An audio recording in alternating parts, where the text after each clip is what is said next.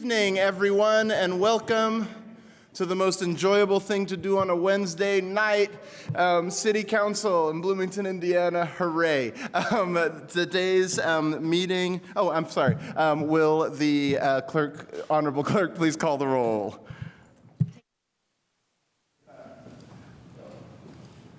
Oh, I am. Councilmember Flaherty? Here. I just didn't hear him, that's all. Oh. It didn't Here. come? Okay, let me try that. Councilmember Flaherty? Here. Can you all hear me? Okay, his volume's not working, but we'll note it. Stossberg? Here. Piedmont Smith? Here. Zulik? Here. Asari? Here. Daly? Here. Rallo? Ruff? Here. Rosenbarger? Thank you. All right, today we have a handful of reports, including a letter to the Redevelopment Commission, reports from the Commission on Aging and Commission on Status of Women. We have 2 things for first reading and 2 things for second reading. I'll just make a note about Ordinance 2026-12, which is to amend Title 15 of the Bloomington Municipal Code, that we're not able to pass that today. So we will be discussing it should the body desire to discuss it, but we're not able to pass it today because we haven't yet received a statutorily required report from the Transportation Commission. So, but other than that, we will be taking all of those other things up for discussion, assuming that the body wants to do that. With that, there will also be 2 times of public comment. The rules, as they usually are, agendas are posted. Theoretically, the agendas are posted on the door, but they are on the door. Okay, fantastic. and there's ones here as well if you'd like to follow along. Do we have any minutes for approval? We do not, so we will move right on to reports from council members, and I'll start with Councilmember Piedmont Smith, if you'd like to go first. Yes, thank you. As my report this evening, I'd like to read a letter addressed to the members of the Redevelopment Commission. Well, I'll just read it, and then I'll say a few more words after the letter. Dear members of the Redevelopment Commission, we, the undersigned members of the Bloomington Common Council, are writing to clarify our position regarding the disposition of the College Square site, currently owned by the RDC and identified by the Capital Improvement Board as the ideal location for a new convention center hotel. In a May 6, 2024 letter to you signed by 8 of 9 council members and a December 15, 2025 letter to you signed by 4 council members, members of the council communicated to you that the College Square property should only be used for the convention center project, including a new hotel, if the RDC recouped the monies it spent acquiring the site, which came to a total of $6,895,000. We wish to state clearly that we are not opposed to the RDC's disposition of the site for an amount less than the purchase price if significant public benefit can be gained, such as the preservation and/or provision of low-income housing. As the December 15th letter indicated, there are multiple ways to leverage this property to advance affordable housing and enable downtown residency for those who otherwise could not afford it. These options include 1, developing affordable housing on the site, 2, exchanging the property for nearby land owned by the Monroe County government, now the CIB, and then developing or preserving existing affordable housing there, or 3, selling the property at market rate and in reinvesting the proceeds in affordable housing. So that all is talking about the College Square site. In regard to option 2, we recommend that the May 18th proposal by Bloomington Homes for All and the Bloomington Democratic Socialists of America Housing Working Group be considered, which would entail an exchange of property with the CIB to allow a hotel on the College Square site. Creative solutions should be considered to maximize public benefit and also facilitate the best location for a convention center hotel. Sincerely, members of the Common Council who choose to sign on to this letter. So I think we have an exciting opportunity here to do things differently than the status quo.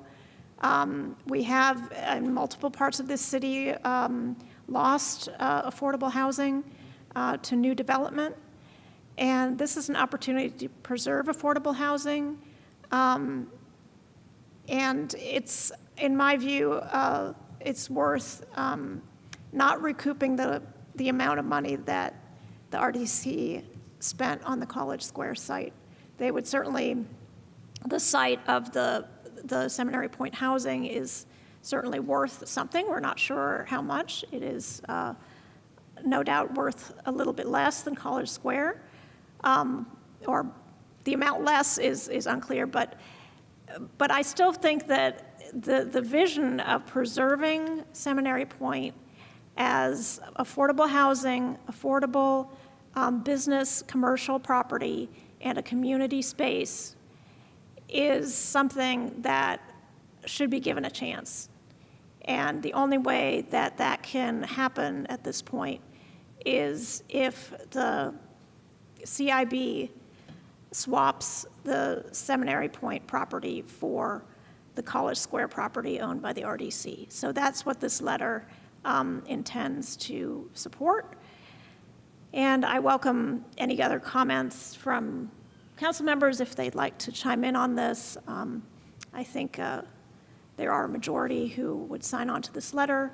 I'm not sure of the structure this evening. I think that it's probably not a vote. It's just whoever wants to sign on, unless somebody wants to call for a vote. So that is my report tonight. Excellent. Thank you so much, Councilmember. Any comments, additions, anything that, or any responses to that? Councilmember Daley. Yeah, I just want to thank Councilmember Piedmont Smith for putting this letter together. I know there was a lot of work on it and several, a few different versions that went out. The former version I did not sign on to because I did not think it went far enough. I think it has to be a full land swap in order for it to be valuable. So I'm thankful for putting that full land swap language back in there. So I support this and I'm happy to sign it. So thank you very much. Zulik. I second that, and I also think that we should vote on it to send as a full body. Any other thoughts? Folks, Councilmember Flaherty. Thank you. First, can you hear me now? Yes, we can. Excellent.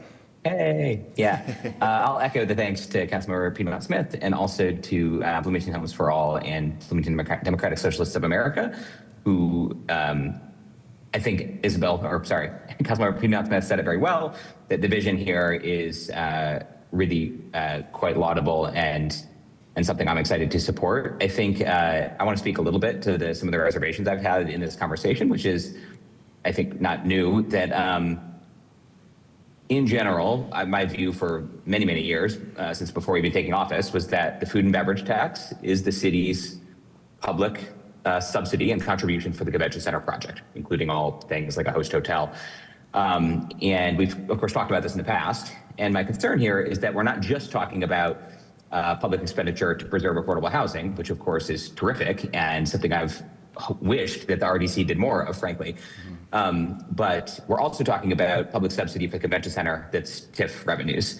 And how much is a little bit unknown because the properties were bought at different times, and we don't know, I don't think yet, their exact market values. But I've had some reservations about, let's say, the Bunker Robertson property, former Bunker Robertson property, College Square, was worth considerably more than the Seminary Point property, that we would just be subsidizing not only the affordable housing, but also the convention center, which is something that I'm sort of like philosophically opposed to, because I think we set boundaries and we've sort of exceeded them. I'm worried about future requests to exceed them. So all that said, again, I really support the vision, and something Councilmember Piedmont Smith said at the very end, that really this is the only way to make it happen. I'm not sure I fully agree with that notion. We had some really thoughtful emails from Bryce Green sharing his views on this, and also his conversations with the CIB, I guess what the CIB has stated, but also I take it with John Weichert, who is heading the CIB. Essentially saying they're not interested in a half or partial parcel at College Square, which is something I had pitched as perhaps viable if those values were similar. In other words, we should pay to subsidize affordable housing. We should not pay twice. And all of the hotels in downtown Bloomington are on a half city block. Totally viable in my mind. The CIB would still get the subsidy for land value they wanted, but they essentially said, no, we don't want that. We want twice, we want twice the subsidy. And absent of like a deliberative conversation and kind of like a negotiation of like what's realistically on the table and what's fiscally prudent, I don't take that at face value. The idea that we would, the CIB simply wouldn't accept a subsidy in the form of land of a half block rather than a full block. So that's the only thing that gave me pause with all this that I still have some reservations about. I would urge if deliberations and negotiation are entered into, I would just urge the RDC to be thoughtful about fiscal stewardship and not unnecessarily giving away additional subsidy to the convention center. But again, absent an actual conversation, which hasn't really been able to take place yet between the relevant parties and decision makers, who exactly knows what that is. So just needed to say my piece. Those are the reservations. Still definitely opposed in general to us continuing to spend public dollars from the city of Bloomington on the convention center project. But again, very much support the vision, and without more details, it's a little limited what we can really know at this time, and I'm happy to support the letter. Thank you. Thank you so much. Councilmember Rollo. Yes, thanks. I agree with my colleague, Councilmember Flaherty. I think that in spirit, I would like to see this negotiation happen. In terms of the specifics, I think it's up to the RDC to negotiate that, and perhaps they can arrive in the middle somewhere. But I think that it's important to try to save Seminary Point and maintain it for affordability. So that's my main priority here, and let the RDC negotiate from here. Thanks. Thank you so much, Councilmember Rollo. Any others? Comments? Anything else? Any motions? I move to allow public comment on this issue. Second.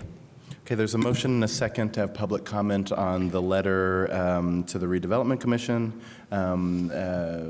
Any discussion? Please, Councilman Mazzulla. Just a reminder that it'll take 2/3 majority because it's a suspension of the rules. In which case, seeing no other discussion, will the clerk please call the roll?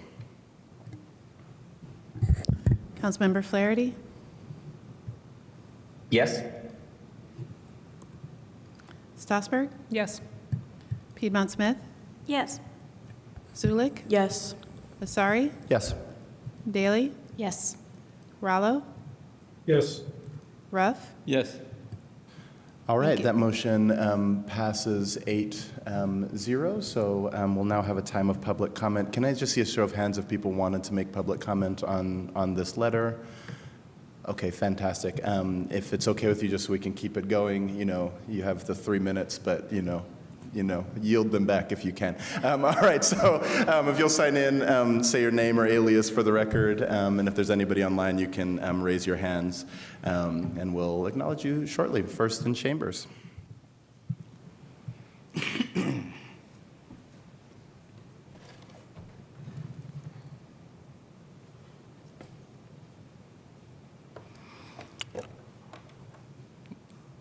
Good to go? All right. Hi, I'm Bryce Green. I represent Bloomington DSA, and I work with Bloomington Homes for All. And I'd just like to, thank everybody involved in getting this letter to where it is today. And I thank you all for being as concerned about the prospects of saving Seminary Point as I am and as these activists are. And I want to acknowledge the concerns that have been brought up throughout this process about, the precedent it might set for boundary pushing of public subsidies for these, these major things. However, I think that this case is exceptional enough that no one can really claim that it's a precedent for like anything that we can anticipate in the future. I mean, unless there's some other grand bargain to save a bunch of units of affordable housing in the future, no one's really going to be referring to this as an example of why we should increase public subsidy to something like the convention center. I just want to reiterate the, why this letter is important. The RDC has made it clear that they took the earlier letters from City Council very seriously in determining whether or not to accept a land swap from the CIB in the past. Our plan, our proposal of Homes for All and DSA, is to have the CIB offer put an offer for College Square, in which they would be sold College Square at a nominal fee in exchange for them, contingent on them, the CIB, selling Seminary Point to a mission-focused nonprofit for a nominal fee, effectively doing the land transfer without actually transferring the land, because that would encounter a bunch of bureaucratic hurdles and time is something that we don't have right now.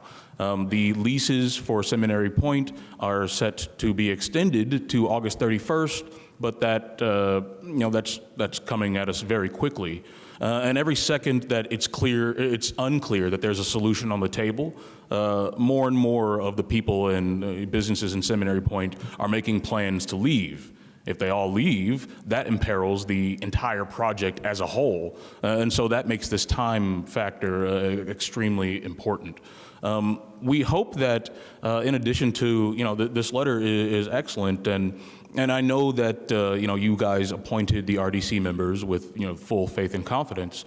But I mean, this isn't done. I don't necessarily know all of the RDC members' explicit positions, especially given this letter now. But I'm hoping that the conversation doesn't stop with the letter, but that, you poke and prod these people until we get what we need.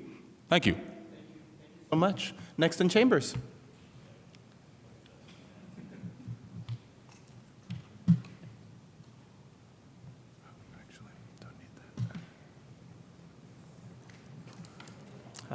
Good. Yeah, go ahead. Hi, my name is Barry Herbers. I moved recently to the neighborhood near Seminary Square and the Seminary Point Apartments, and it's a really lovely neighborhood in a lot of ways, and it's a really troubled neighborhood in a lot of ways. And since I moved there, I've really fallen in love with the place. I walk to Friendly Beasts a lot, take my dogs around, folks around there, pet them and stuff. But it's such a relief to know that there's people in our government who are as hopeful about keeping that place thriving and beautiful and communally oriented for people of all different income brackets as I feel. So I just really want to say thank you guys for being in such great communication with the activists around here, and it's really wonderful to hear you read the letter out loud. Thank you.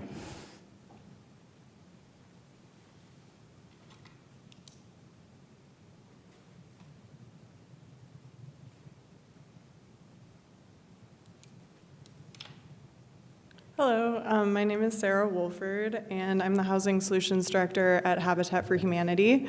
I'm also a member of Bloomington Homes for All. So housing is something that I'm very passionate about, and I really appreciate all of your all's support and work and all of the conversations that we've had thus far to try to figure out something that ends up being a winnable solution for everyone. I also wanted to kind of announce a save the date for a presentation Bloomington Homes for All would like to give on Saturday, June 20th.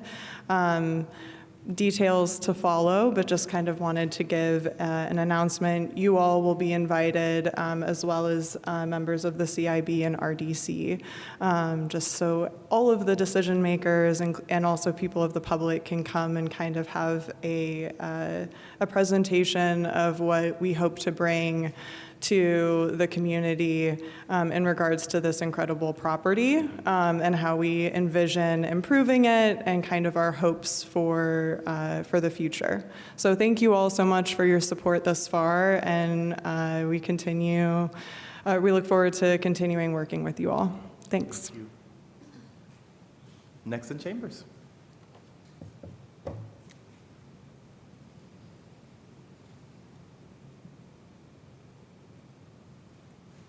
Hi, I'm Matthew. I'm a therapist in town, but then also a part of Homes for All.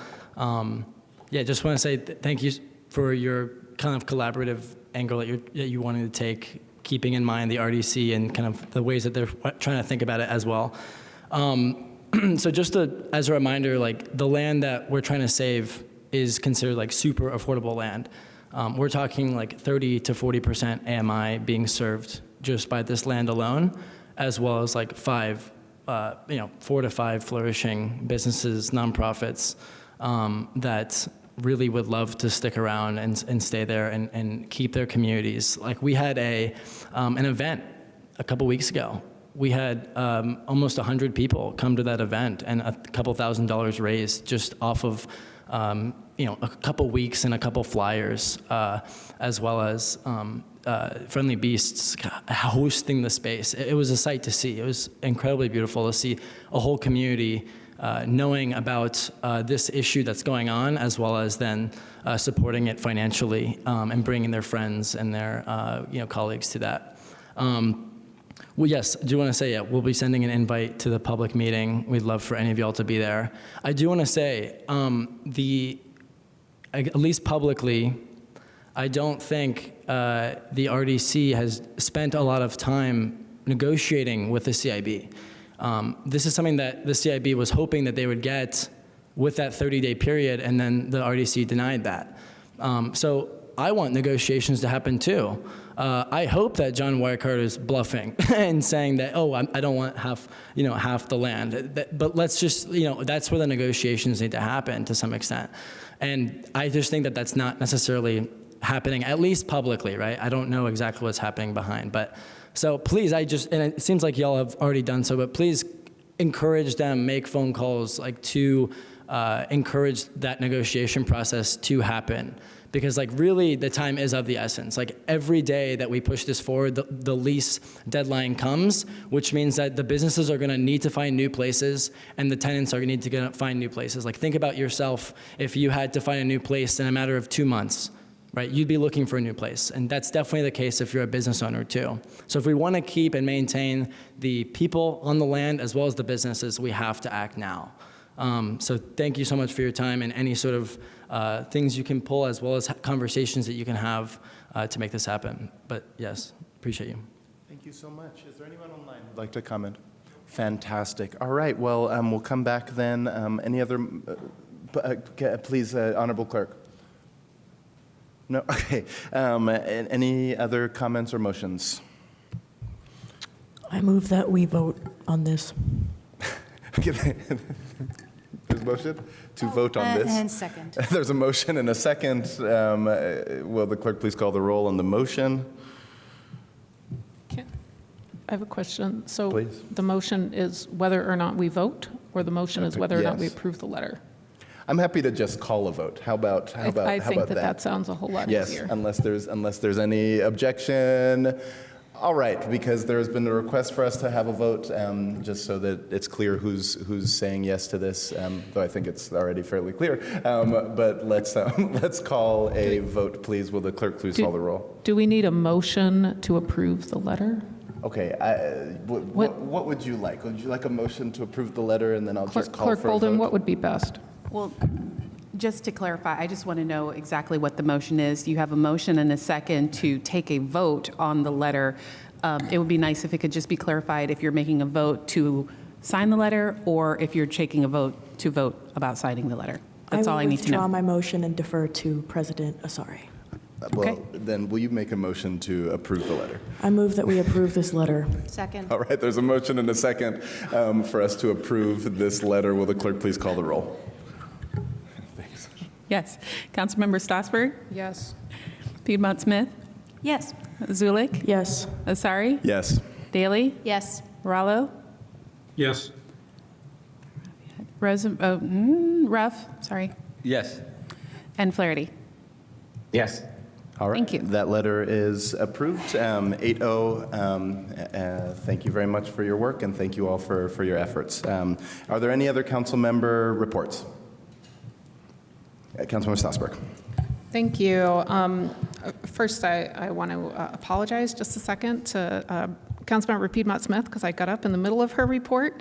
And in case you were wondering what I was doing, I was relocating a very small jumping spider that was crawling around on the desk, and I like had a flashback to my nature education days and went, I think I'm going to move this little guy outside. So anyway, my report, though, I first wanted to say it is June, and June is Pride Month, so happy Pride to everybody, and highlighting the Pride Fest for Bloomington, which is not until August. It's August 22nd, because we wait until our student population has come back to town, but there are lots of other local Pride events, or not quite local Pride events, but regional Pride events, if anybody wants to attend those this month. And in addition to that, I wanted to highlight, I was reading through the Bloomington Volunteer Network weekly email this week, and Bloomington Pride is looking for board and committee members. So if anybody out there is interested in being on the board of Bloomington Pride, which is not,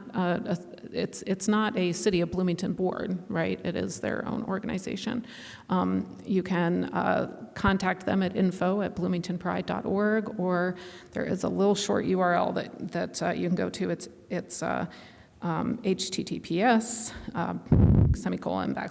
//btown or bton.in/pride26. So if anybody wants to get involved with that event and that organization, that would be a great thing to do in June. And then I also just wanted to highlight a couple of recent conversations I've had with constituents. I had constituent meetings last weekend, and several people talked about the need for affordable housing, which we just talked about, and livable communities, which one of our other public commenters just mentioned, and safe streets, and then enforcement of traffic laws. So I told them all that I would announce that those were some of the things that some folks are concerned about over in District 3. And I think that is all. Thank you. Fantastic. I'm just going to extend councilmember comment by 3 more minutes. Councilmember Zulik. Thank you. I just want to say happy Pride, and a quick reminder that the first Pride celebration was a riot. So keep making good trouble, and thank you. Thank you so much. Any other comments? All right, we'll move then straight along, and thank you all for your incredible work, to a report from the Commission on Aging. Thank you so much for being here.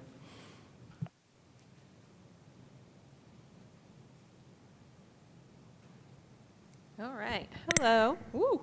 My name's Dana Thompson, and I'm the chair of the Commission on Aging. I think our slides are going up there. You can see them now. I don't know how many of you have ever been to a Commission on Aging meeting, but we tend to be kind of a rowdy bunch, and we have had a lot going on the past year. Okay. I'll do my own clicking, I guess. Okay. So we've gone round and about with what we want to do as a commission, how we want to make impact, and how we have really focused on that the last couple of years is in a couple of ways. The biggest way has been advocacy, and then some work on awareness. And we've done that in a number of ways. So we really tried to focus on, of course, things like health and wellness, but kind of the bigger picture of that, making sure that people know about the resources that are available to them, making sure that they are engaged in social and recreational things, as well as just those kind of senior needs that might come to mind for some people. So our mission really is to improve the public awareness of the senior and aging community. So again, not just what they need, but also what they are doing and contributing to our community. So we like to celebrate their accomplishments and encourage programming in that area. We also like to explore issues and concerns of older adults as opportunities for our community. So you can see all of our commissioners up there. We've had a little bit of turnover, but we had a really strong board, and all of those commissioners were around for a few years at least. So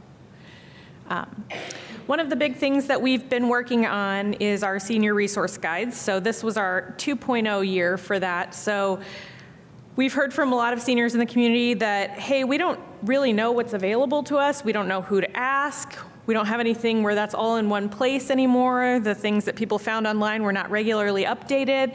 And so we worked really hard to get a senior healthcare guide together that had information about different services available in our community. And then what we found from that was that a piece was missing, that it wasn't just about healthcare. They also wanted to know what other opportunities were available for them. So we created what we call our senior resource guide. So you can see they're differently colored, but look very, very similar.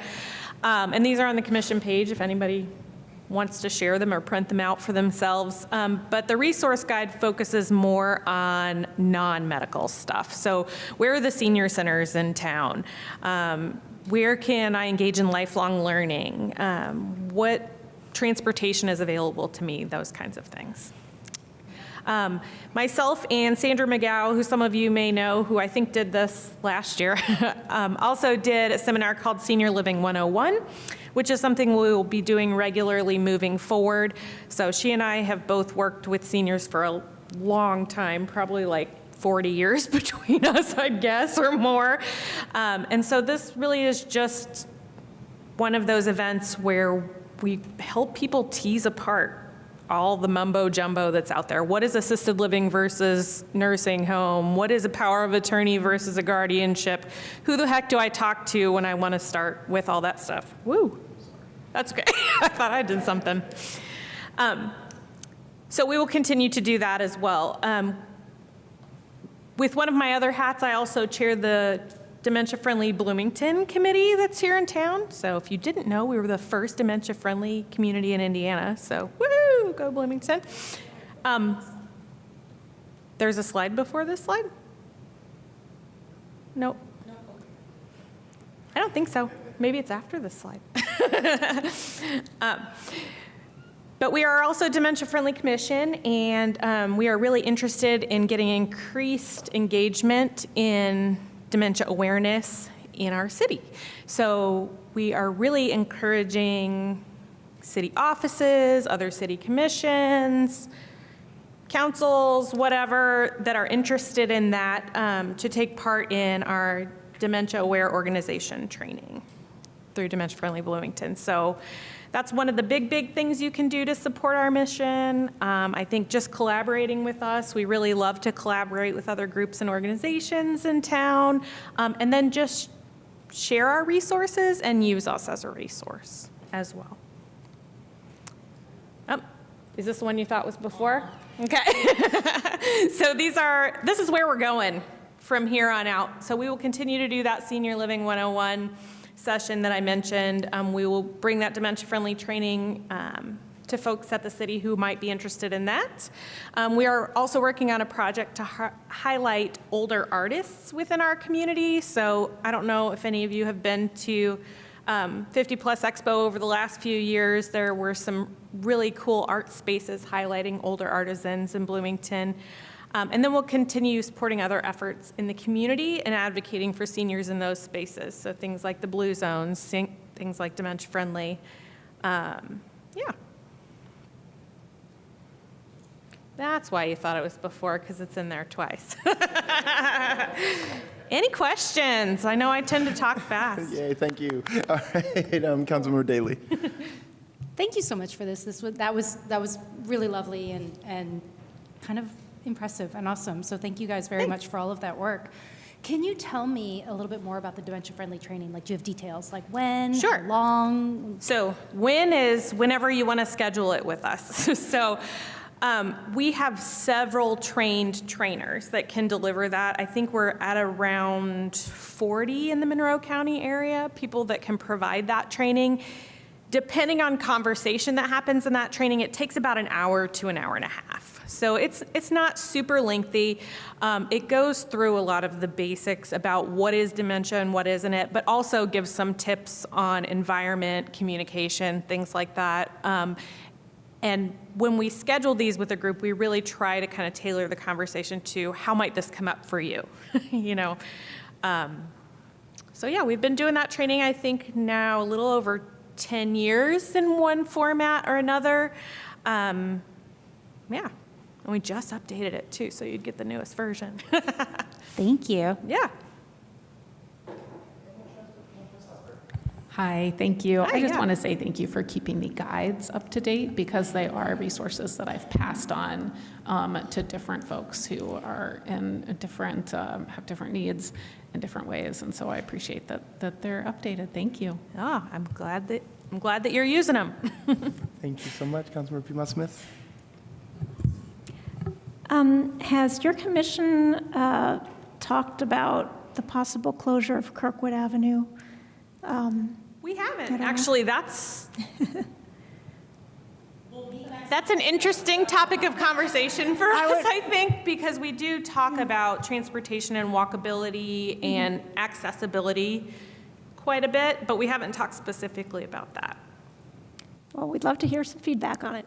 Great. Thank you. Yeah. Thank you. Any other questions online? I had a quick question then. With the way that our population is increasingly skewed toward older individuals. Obviously, the population is always older, I guess, getting older, but ours hopefully. particularly. I've long thought about how do we make sure that we're centering a significant portion of our population in our budget and updates to our UDO and like the things that we're doing as a city and so I'm interested, like, if you had blue sky and you could say, guys, do a thing just to sort of understand the sort of spaces where you feel that there's gaps, like what type of things would almost always the same ones that we'll keep bringing up. I think transportation is a big one, not necessarily that it isn't available, but maybe that it isn't available and accessible in the right ways for older adults. I think that's one. I think another is that when we think of aging well, the conversation tends to go back to medically.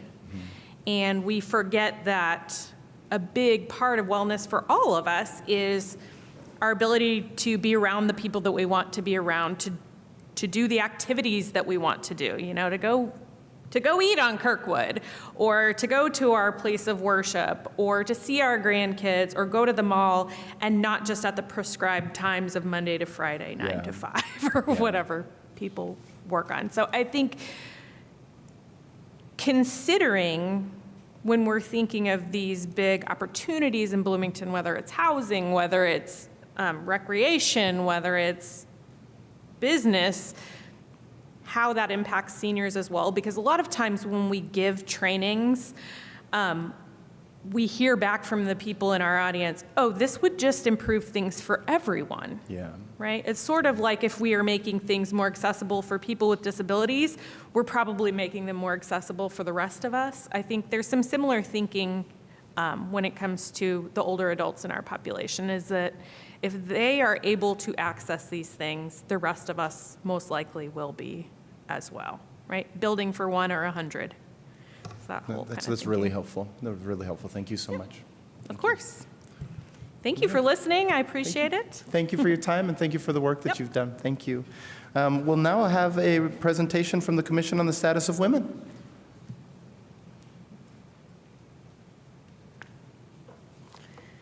Good evening. Hi, my name is Cece Smalling, and I'm Commissioner on the Status of Women.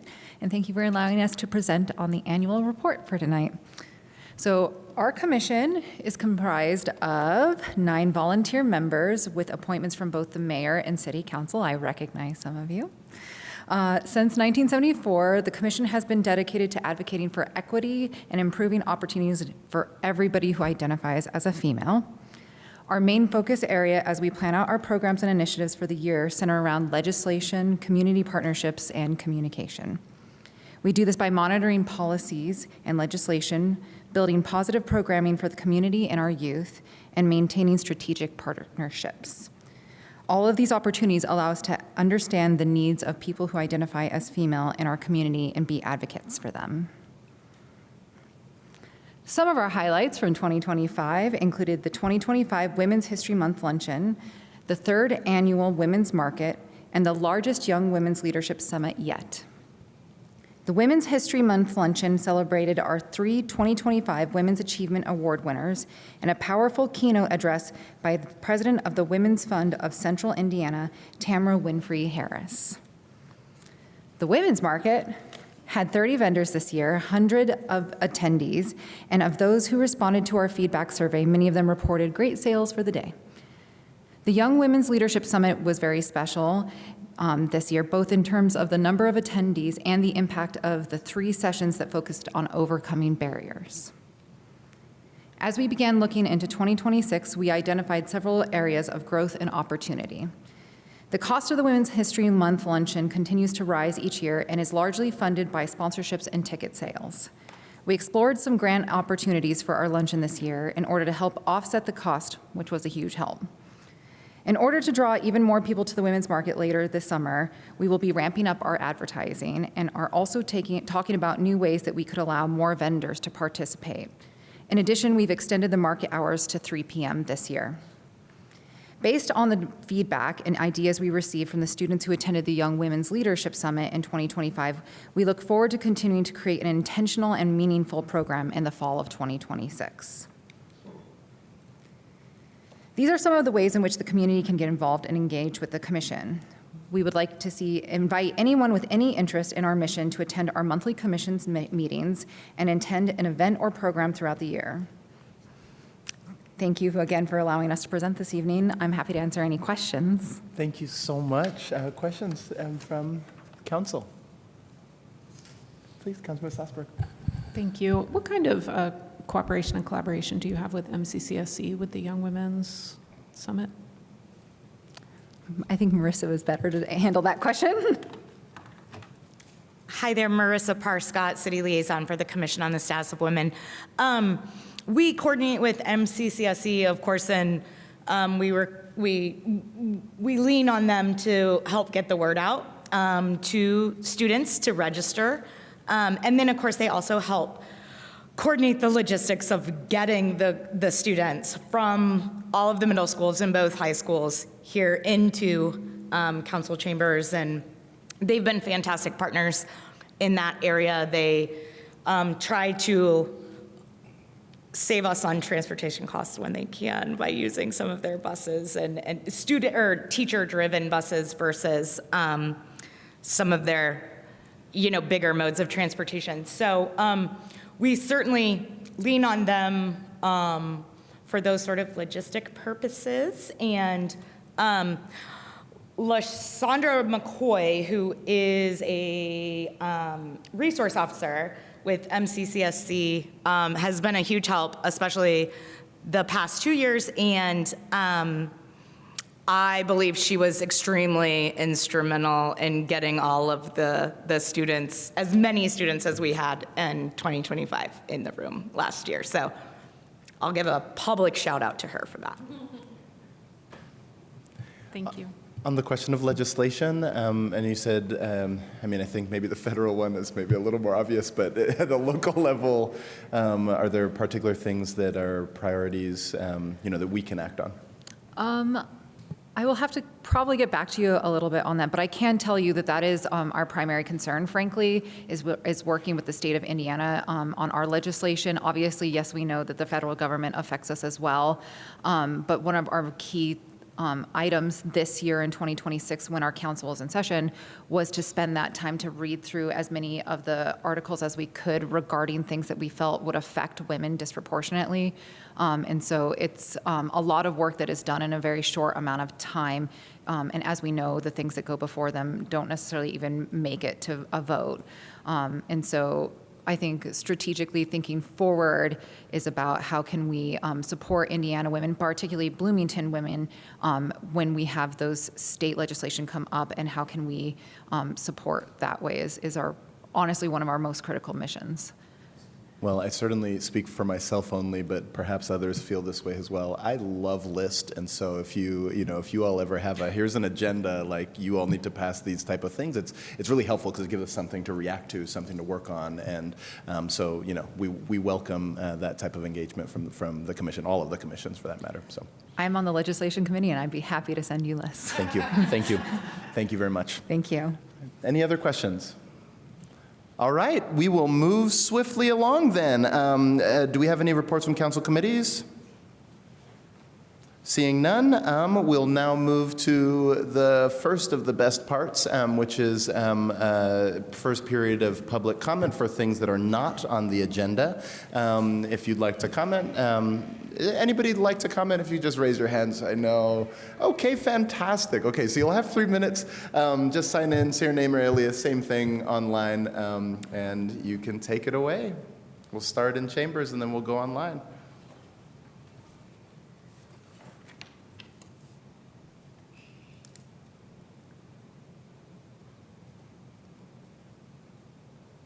Hi, my name's Kathy Berry, and one of my neighbors brought by an announcement of an exhibit of his artwork, which opens this Friday, June 5th, at the Eiffel Galleries, 415 West 4th Street.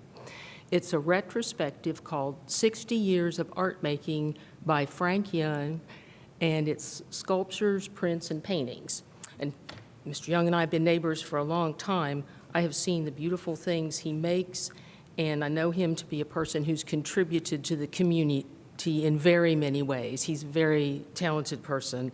So I just would like to say that anytime this month, starting Friday till the 30th, stop by the Eiffel Gallery, and I believe you'll get a treat. Thank you. Is there any commenter online? Anyone else in the room? Mr. MG, I mean, we're disappointed. Okay, all right. Seeing none, we will move along. Are there any appointments to boards and commissions? All right, seeing none, we're making great progress. This is great. We'll move on to legislation for first reading. Are there any motions? I move that ordinance 2026-13 be introduced and read by the clerk by title and synopsis only. Second. There is a motion and a second. Any discussion? All right. Will the clerk please call the roll on the motion? Yes, my apologies. Councilmember Piedmont Smith. Yes. Zulik. Yes. Asari. Yes. Daly. Yes. Rallo. Yes. Ruff. Yes. Flaherty. Yes. Strasburg. Yes. That motion carries 8-0. I move to discuss ordinance 2026-13. Wait, sorry. Will the clerk please read? Oh, I'm so sorry. I stepped on your toes. It's okay. They're sturdy. So, ordinance 2026-13 to amend Title II of the Bloomington Municipal Code regarding loans between utilities. The synopsis is as follows. This ordinance follows Indiana Code Section 8-1.5-3-11 and allows for the wastewater and water utilities to issue loans to one another through the creation of a cash reserve fund in each utility through which such loans can be funded. Thank you very much. Are there any motions? I motion to discuss legislation. Second. Thank you. There's a motion and a second to discuss legislation 2026-13. Any discussion on the motion? Seeing none, will the clerk please call the roll? Do we really have to vote on this? Do we don't? I forget. I don't know. I'm sorry. This is why we should have meetings every week. I get rusty. All right. So there's a motion and a second for us to discuss. It's now on the table. Is there somebody to present? Yes, you do. Hello, Catherine Zager, Director Utilities, and I'm presenting. I'm sorry. I think that we do have to vote to discuss it. Yeah, I think that that's what we've been doing. Attorney Allen, would you like to clarify? I believe you introduce it, you have the discussion, and then you vote on the actual main motion, is how it's, if you give me just a moment, I'll give you a definitive answer. I'm sorry. Clerk Bolden, do you have a thought about this? I honestly don't, because this is a recent change in how you actually operated, but I thought you actually did take a vote on whether or not to discuss it because you needed, was it 2/3 of people to agree to discuss? I cannot recall. I'm so sorry. My recollection was that we have to vote on it because, in case you don't want to discuss it. On first reading? Yeah. In the document procedures with discussion of ordinance at first reading, it does not say that a vote is needed. Well, Let's take a let vote me to be just call a safe. vote just to make this go faster. So there was a motion, and can the clerk please call the roll on that, please? Councilmember Zulik? Yes. Vasari? Yes. Daley? Yes. Rallo? Yes. Ruff? Yes. Flaherty? Yes. Strasburg? Yes. And Piedmont Smith? Yes. Thank you. All right, thank you. That motion carries. Please take it away with a nice presentation. Yes, Catherine Zager, Director, Water Utilities, CBU. So I'm presenting Ordinance 2026-13 to amend Title II of the Bloomington Municipal Code regarding loans between utilities. Specifically, this will add a new section to Title II, Chapter 2.24. That follows Indiana Code 8-1.5-3-11, which will allow for municipally owned utilities, us, to make loans between ourselves, essentially so that we may make a loan from our water cash reserve to our, from our wastewater utility to our water utility. If you recall, last year's budget presentation, we reported a negative ENR, indicating a deficit in our water, and foreshadowed the need for a loan eventually. Now here we are. We have the need for the loan, and in order to make this loan, we need to pass this ordinance amendment to allow for the creation of a cash reserve fund in each utility in which such monies can be loaned between the utilities. I'm happy to take any questions. That's my presentation. Thank you. Do we have any council member questions? Councilmember Strasburg. Who decides the interest rate for these loans?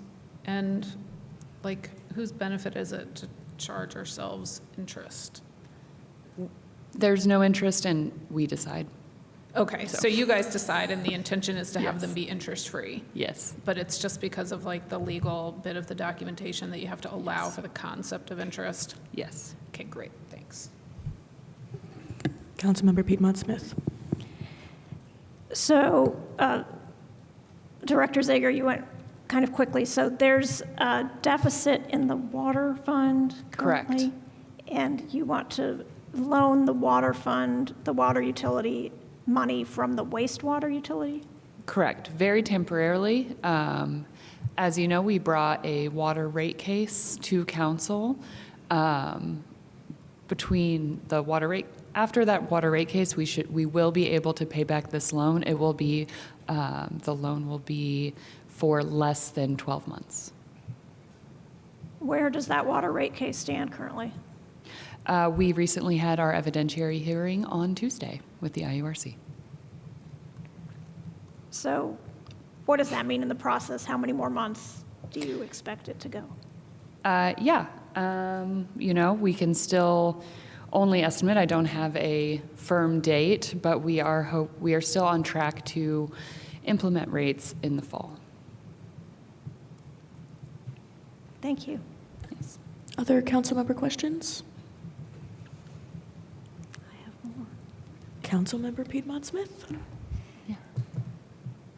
Okay. So since both the water and the wastewater utilities are ratepayer funded, how is it legal for one utility to loan money to the other? Because not all water customers are also wastewater customers. For example, the wholesale water customers. So how is it okay to take the ratepayer funds from one utility and loan those to another utility? So so it is in fact a loan. We're not just moving it, the money. So because it's a loan, we must pay it back to true it up. It's legal through the Indiana Code that we referenced, section 8-1.5-3-11, which allows us to create this cash reserve to take loans in and out of. It just increases flexibility in between rate cases. Yeah, it's not a transfer of funds. It is a loan that must be paid back. I understand Yeah, that. yeah. Maybe I misspoke. It's a loan. Right. And so I realized from what you said a few minutes ago, there is no interest rate. Correct. That helps as well. Yes, yes. Okay. Thank you.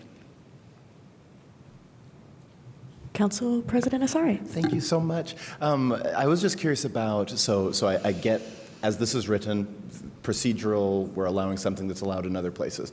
But I'm curious about any risks, and then particularly to, I mean, so like what happens if let's say utilities gives it to water, CBU gives it to sewage or something like that, you know, and then one doesn't pay it back. Does that then essentially become a subsidy that, you know, so like I'm trying to understand the risk associated with, because I mean, we're describing this like it is just money transferred between accounts, essentially, that have to be structured as loans. I get that. But is there any risk associated with this? Sure, of course. There's, you know, risk associated with this in that if there was not appropriate oversight, that you could lead to one fund subsidizing the other.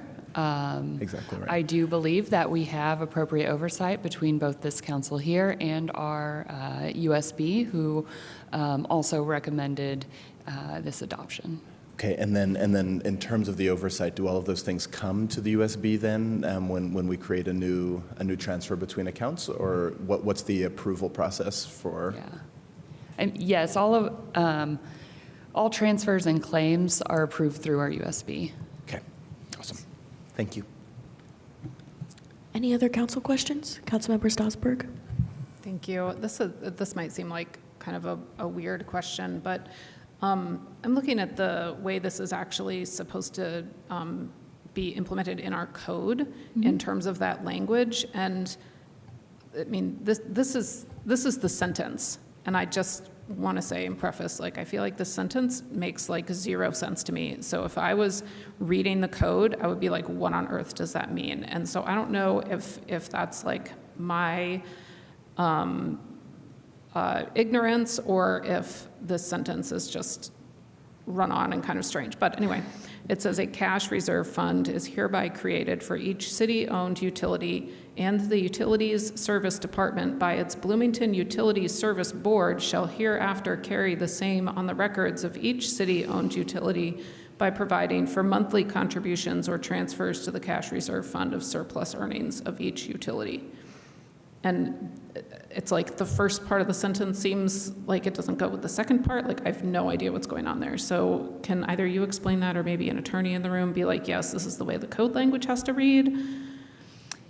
Yes. I do believe this is how it needs to read in order to align with the Indiana Code. I believe Chris Wheeler is online, so he may be able to have a better explanation.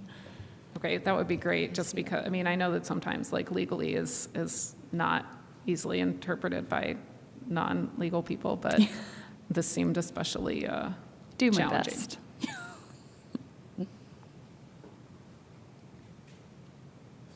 Is Wheeler on? He's not. Yes. Well, I mean, I think this is the first reading, and so it'll go to second reading. So if we could maybe just like look into that between now and next week, that would be fantastic. Thank you. Council President Asari. Just a quick follow-up question about what other cities have done. I think there was that reference to Columbus, for example. Is it normal to write into the code maybe like a cap of interest rates or anything? I mean, I get, and I'm not questioning what it is that we're trying to do. I totally get that, understand why we need to do that, we should do that, I'm supportive of it. I'm just trying to make sure that, you know, when we're all not here and you're not here in so many years, that this is done in the best way. So would you welcome like an amendment, for example, that capped let's say the percentage of loans, that created a very clearer, to Councilmember Strasburg's view, a clearer set of guidelines for how it's governed, for who decides at what times, like those type of, that level of specificity? Or do you think that it's better at the level, I mean, maybe as a question for Attorney Wheeler, do you think it's better at this sort of very light level? So yeah, just curious there if what your thoughts are. So I do think, you know, we're open to putting certain, like, basically guardrails, I think is what you're saying, you know, regarding things like interest rates and caps. I do think that the way it's currently written does provide a fair amount of flexibility for us to be able to, especially if this were utilized in order to fund potentially an emergency project. This could be used in this way. And any guardrails that you would put on it may inhibit that, but I can't predict the future. So we, definitely be open to suggestions. Okay, So, thank you. fantastic. Thank you so much. Thank you. Councilmember Rallo. Yeah, so I'm looking for the amount of the loan. What is the amount? So the amount of the loan is not in this ordinance. However, we have, are anticipating that the loan will be capped at $4 million. So that is like not to exceed $4 million. And we anticipate that we will not need to use all of that.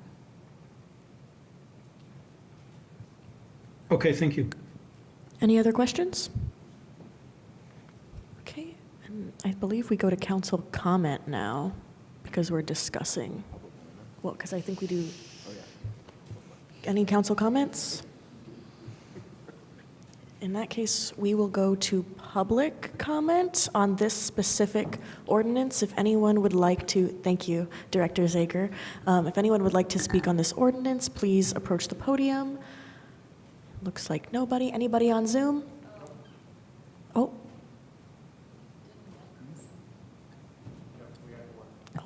In that case, if you could state your name for the record, please.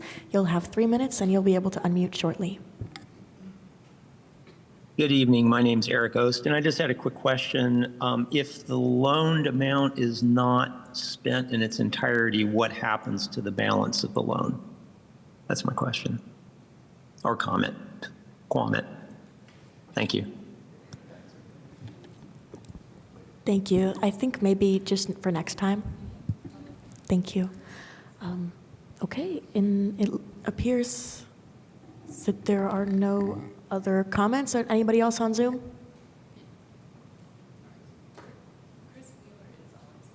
Chris said he was on Zoom.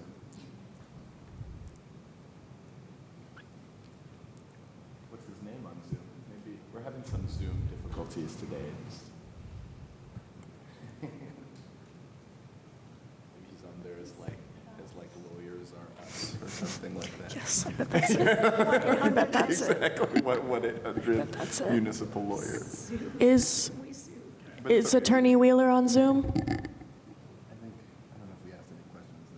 Yes, I'm on Zoom, but I wasn't able to unmute earlier when questions were being asked of me. I'm also unable to turn my video on, but that's all right. You guys don't need to see me. I don't have any public comment, but if the loan doesn't get used up and there's still a balance left, it's going to get used to pay back the remainder of the loan that it'll be used as part of the payback of the loan back to the utility that it loaned from. Great. It's not like the utility will keep the money. Great, thank you. Okay, and that, Councilmember Ruff. Yeah, I just had a question I didn't realize we were going to have Attorney Wheeler accessible to us, so I didn't ask this question earlier. And I don't know if he's the best person to ask the question to, or, but what does one say as a representative like one of us to someone who might say, well, the purpose of the utility is not for any of the separate utility funds to revenue streams to generate a large amount of excess. That's not the purpose of it. It's just basically, deliver the service, cover costs. You should be looking at not raising rates rather than just what does one say to that argument, I'm wondering. Well, I understand what you're trying to say, Councilman. We're not in the business of making money. We're in the business of having the ratepayers pay for the cost of the service provided. But in the way economics is working, when we get a rate case, it increases the amount of the And we do it, as you recall, we do it staggered. So every other year, a different utility is before the board for a rate increase. When that rate increase comes in, necessarily that utility starts to realize more money in its coffers than it is spending. And so it's got an opportunity to help the other one that's lagging behind. So we had a wastewater rate case, increased its rates. The water rate has not yet increased, and we are in a bind and would like to have a loan paid over from wastewater to water. This statute allows for that kind of flexibility, and so if somebody were concerned about whether this is legal, we would simply direct them to pay some mind to the fact that our state legislature felt it was necessary to allow municipalities and their utilities to have this flexibility when it's in between rate cases. Thank you. Yeah, thank you for that very clear answer. Thank you. Is there a motion?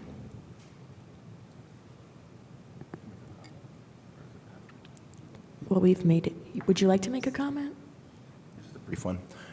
I just say generally super supportive of this. I think I mean it makes sense. I mean, to colleagues, I don't know what the sort of feeling in the room is. I'd like to explore just doing a couple of just very minor cleanup, clarifying things. But to be honest, we could also do that later. So I'd be happy to vote for it today if anybody else felt that way. But generally supportive. Is that a motion? No, just commenting if somebody wanted to. Okay. Councilmember Piedmont Smith. Since Attorney Wheeler is online, maybe he could clarify the passage that Councilmember Stossberg was puzzling over earlier, that I also find puzzling. Yeah, what you're reading there is basically lifting the language from the statute itself and putting it into this ordinance. It's merely following the actual language in the statute. It's trying to define the fact that this ordinance will allow the utilities to create these funds. Each one of them will have their own fund, and it's trying to explain that those funds, funds get populated by specific monies that each utility realizes. It's wordy, it's not easily understood, but that's the way the statute reads, and that's why we decided just simply to use the statute so that we don't find ourselves inadvertently crosswise with it.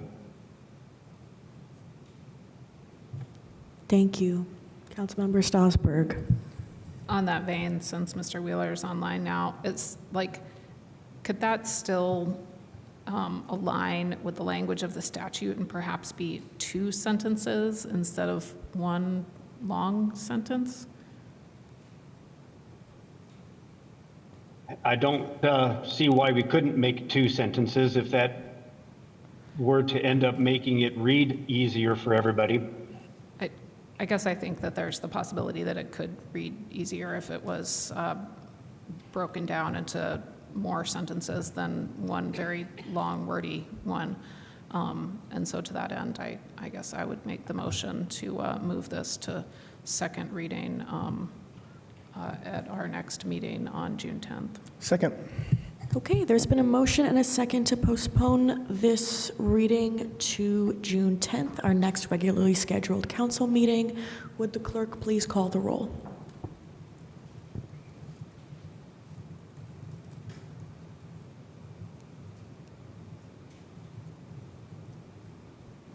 Councilmember Daley?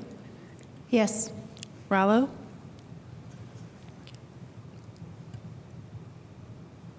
Yes. Ruff? Yes. Flaherty? Yes. Stossberg? Yes. Piedmont Smith? Yes. Zulik? Yes. Asari? Yes. Thank you. Thank you. With a vote of 8-0, that passes, and I will give control back over to our president. Thank you so much. All right, we'll keep moving on. Any motions? I move that ordinance 2026-14 be introduced and read by the clerk by title and synopsis only. Second. There's a motion and a second. Any discussion? Seeing none, can the clerk please call the roll? Yes, Councilmember Rallo? Yes. Ruff? Flaherty? Yes. Strasburg? Yes. Piedmont Smith? Yes. Zulik? Yes. Asari? Yes. Daley? Yes. Thank you. Any other, oh, sorry, will the clerk please read?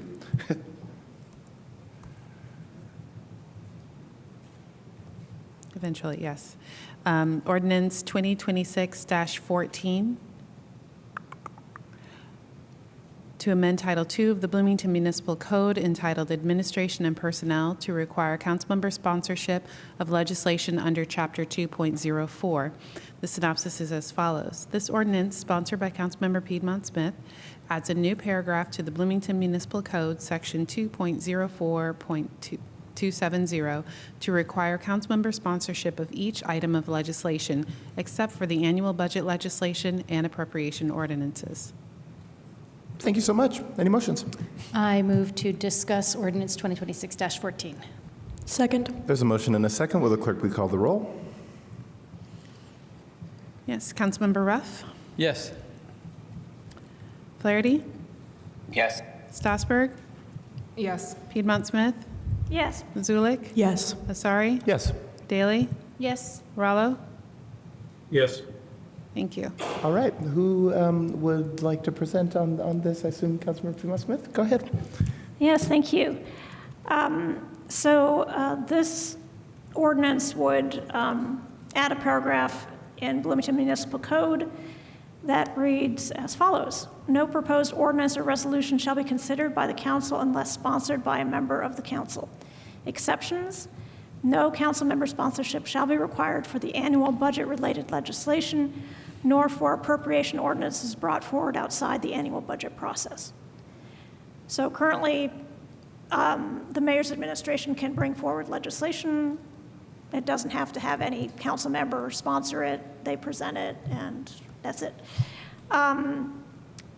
This idea of having a council member sponsor was discussed by the Committee on Council Processes. Actually, I have to thank last year's member of that committee, Councilmember Flaherty, for bringing it forward. And then we discussed it this year with the committee and unanimously approved this ordinance on May 21st. The reasoning is that it can help prevent misunderstanding and lack of clarity of legislation if at least one council member has read it first and advised if there's more context needed to understand it, or more lay people's terms to understand it, or if there was some aspect that the administration from the executive branch perspective did not consider and should have considered before it comes to the legislative branch. So we think that this will improve communication. At least one member of council will have their name put on the legislation. It shouldn't change anything as far as who presents the legislation. The sponsor isn't even necessarily committing to vote for it. Of course, it would be odd if they didn't, but you never know. And in my memo, I have more details as to many other communities do things this way. Either something comes through a city council committee or a sponsor, a council member is required to sponsor. It kind of just makes sense as a legislative body that somebody on this body would sponsor, like it's done in the State House and in Washington. And then I put a couple of examples from last year in my memo of items that I think would have benefited from having a council sponsor, a council member look at them before they came to us, because there was some context missing and some other language that was not clear and that came forward, and it got messy. So that is the legislation. Happy to take any questions. Any questions? Councilmember Rallo.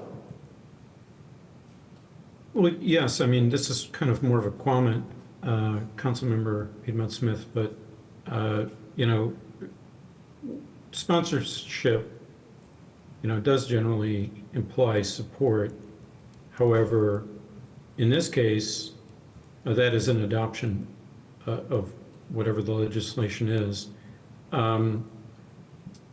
It seems to me another thing to sponsor it for deliberation.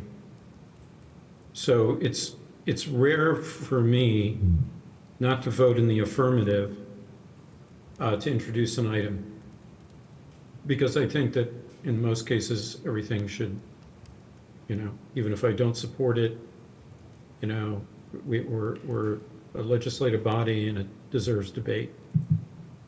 So my question is it really, should it be considered rare, as you were saying, not to support what you would sponsor in this case? I don't know if it'll be rare or not. I don't think that's really relevant to whether we pass this legislation or not. I guess time will tell.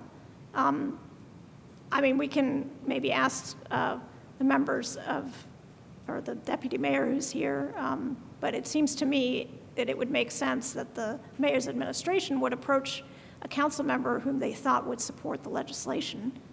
They have choice of 9 people.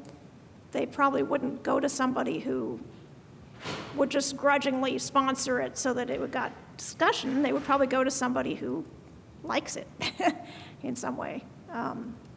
But whether it's rare or not for a sponsor to vote against doesn't seem relevant to whether we pass this. Yes, and so you could imagine cases where it fails just because there is no sponsor, so it never comes before the body. I have trouble imagining that, but I suppose it could happen. Aren't there examples of legislation that have been voted down unanimously? Yes, and one of them is in my memo. That was the City of Bloomington Utilities septic disposal rate that all of us voted against, largely in my view because it was so confusing and there were outdated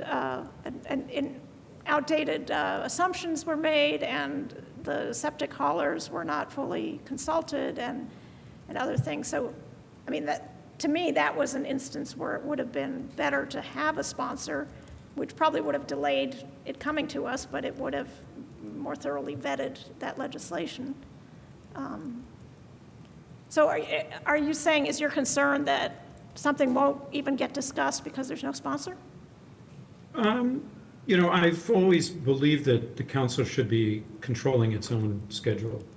So I'm favorable to this, but I guess what I'm thinking is that if there's confusion that one is a sponsor of legislation and yet votes against it, I just wanted to clarify that, because I think it might be confusing for, say, just citizens watching it, because it is a departure from what we have been doing in the past. But anyway, I'm favorable, so thank you for answering the questions.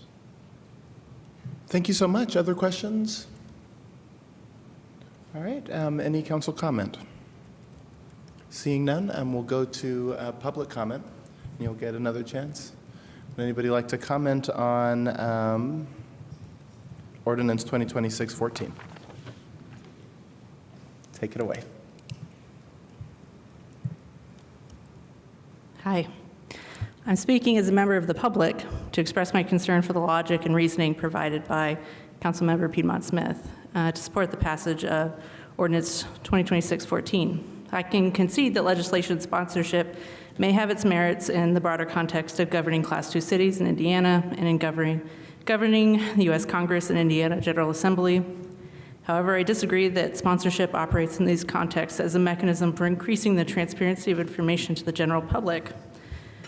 I disagree that sponsorship procedurally guarantees fewer amendments that will be made on a piece of legislation. I disagree that sponsorship would improve communication between the mayor's administration and members of the council. And I disagree that the sponsorship will benefit the public at large. I also take issue with this assessment that this ordinance is not expected to have a major impact on existing city finances. But out of respect for time, I'm going to limit the depth of my remarks to my first disagreement, because I think it's the easiest claim to challenge quickly. I'm skeptical that many people here think that the U.S. Congress utilizes a sponsorship policy to maximize or ensure the transparency of information around their process. Sponsorship mechanically operates as a form of permission. It's a simple logic gate. And in contexts where legislators must make priority decisions about how to spend their time wisely, they rely on sponsorship to discriminate against legislation that no member is willing to champion. So it's a simple strategy for ensuring popular legislation is heard first, if at all. Especially as the ordinance is written, sponsorship is prefigured as a non-standardized black box with no warrants or guidelines. Council members are allowed to fill in the blank and self-determine their own unique standards for allowing proposals on the legislative agenda. As such, before legislation can become official business, it must be discussed behind closed doors where the standards for the public release and organization of information differ from those enshrined by open-door law. While council members may experience discomfort when asking questions for the public record, it is conceivable that legislative proponents rely on the function of public discourse for educational purposes.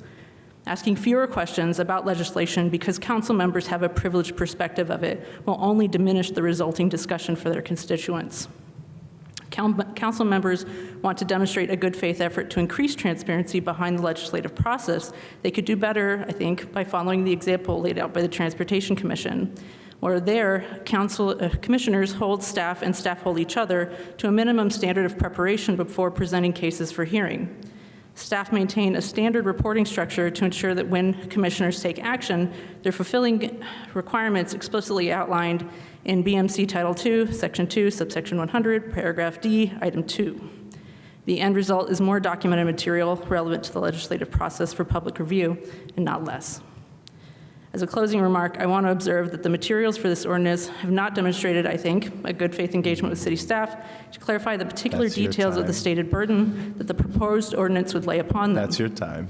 Thank you so Fair much. enough. Thank you. If you want to also send your comments to us by email, that would be very helpful. Thank you.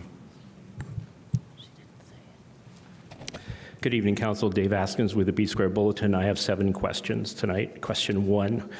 The City Council rules in Terre Haute, Carmel, and Fishers have been cited as examples of what Bloomington is now considering, but on their face, the rules in those 3 cities appear to be counterexamples.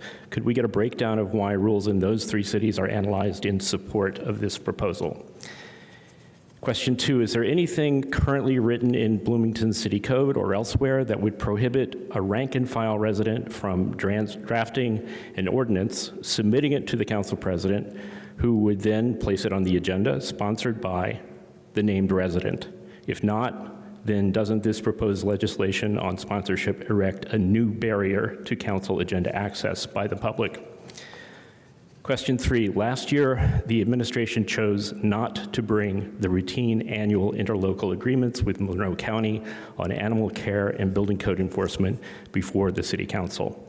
Instead, the administration sent them directly to the Indiana Attorney General's office, which is one option for the administration under state law. Does the council's sponsorship requirement affect those situations in a positive way? Under this proposal, question 4.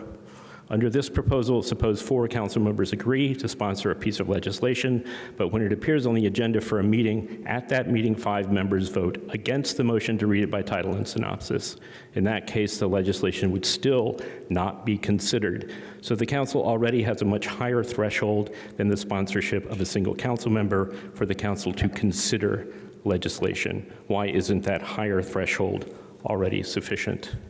Question 5, controlling whether legislation gets considered is a different concept than controlling access to the council's agenda. If the idea is to control access to the agenda, why does the proposal not mention the word agenda? Question 6, 2 examples from last year were described as problematic in the committee chair's memo. The villain in those 2 stories was the administration and its failure to make things clear. A different approach from fighting the villain would have been to give an advantage to the potential civic heroes, the public, That approach would recruit the public's participation earlier, just after the required materials are filed in the council office 10 days before a meeting, by posting the materials online 10 days before the meeting and providing a way for the public to submit written questions.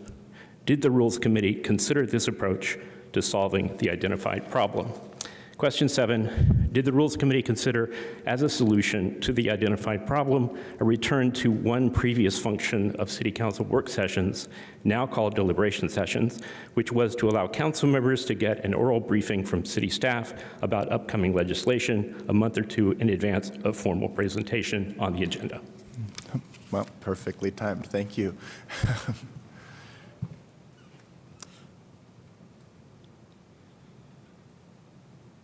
Hi there, Zach Ammerman.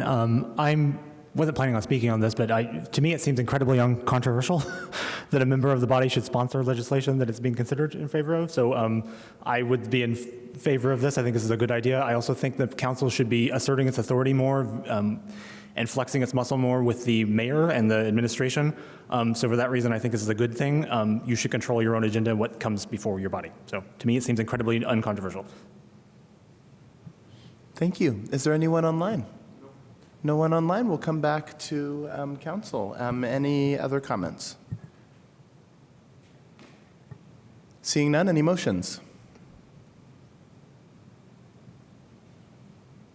I motion to move ordinance 2026-14 to June 10th. Second. There's a motion and a second. Any discussion? All right, seeing none, will the clerk please call the roll?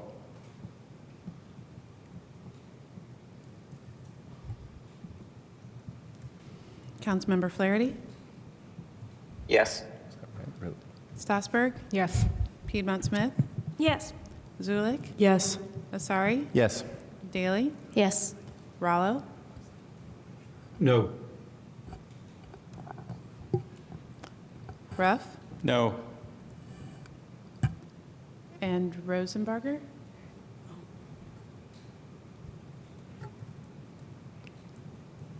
I'm not voting on that. Sorry about that. I just popped on. I don't know what you guys are doing. So. Okay.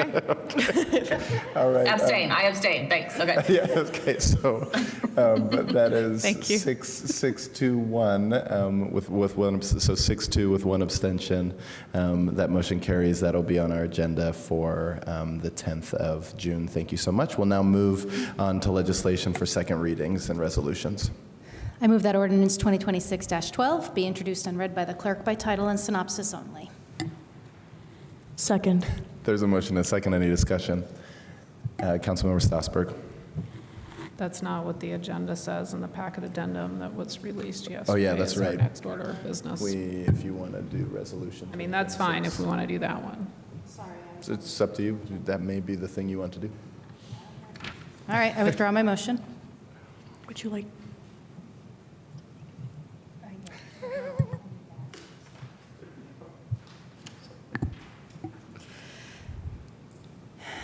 I move that resolution 2026-09 be read, introduced and read by the clerk by title and synopsis only. Second. There's a motion and a second. Is there discussion? Councilmember Stassberg.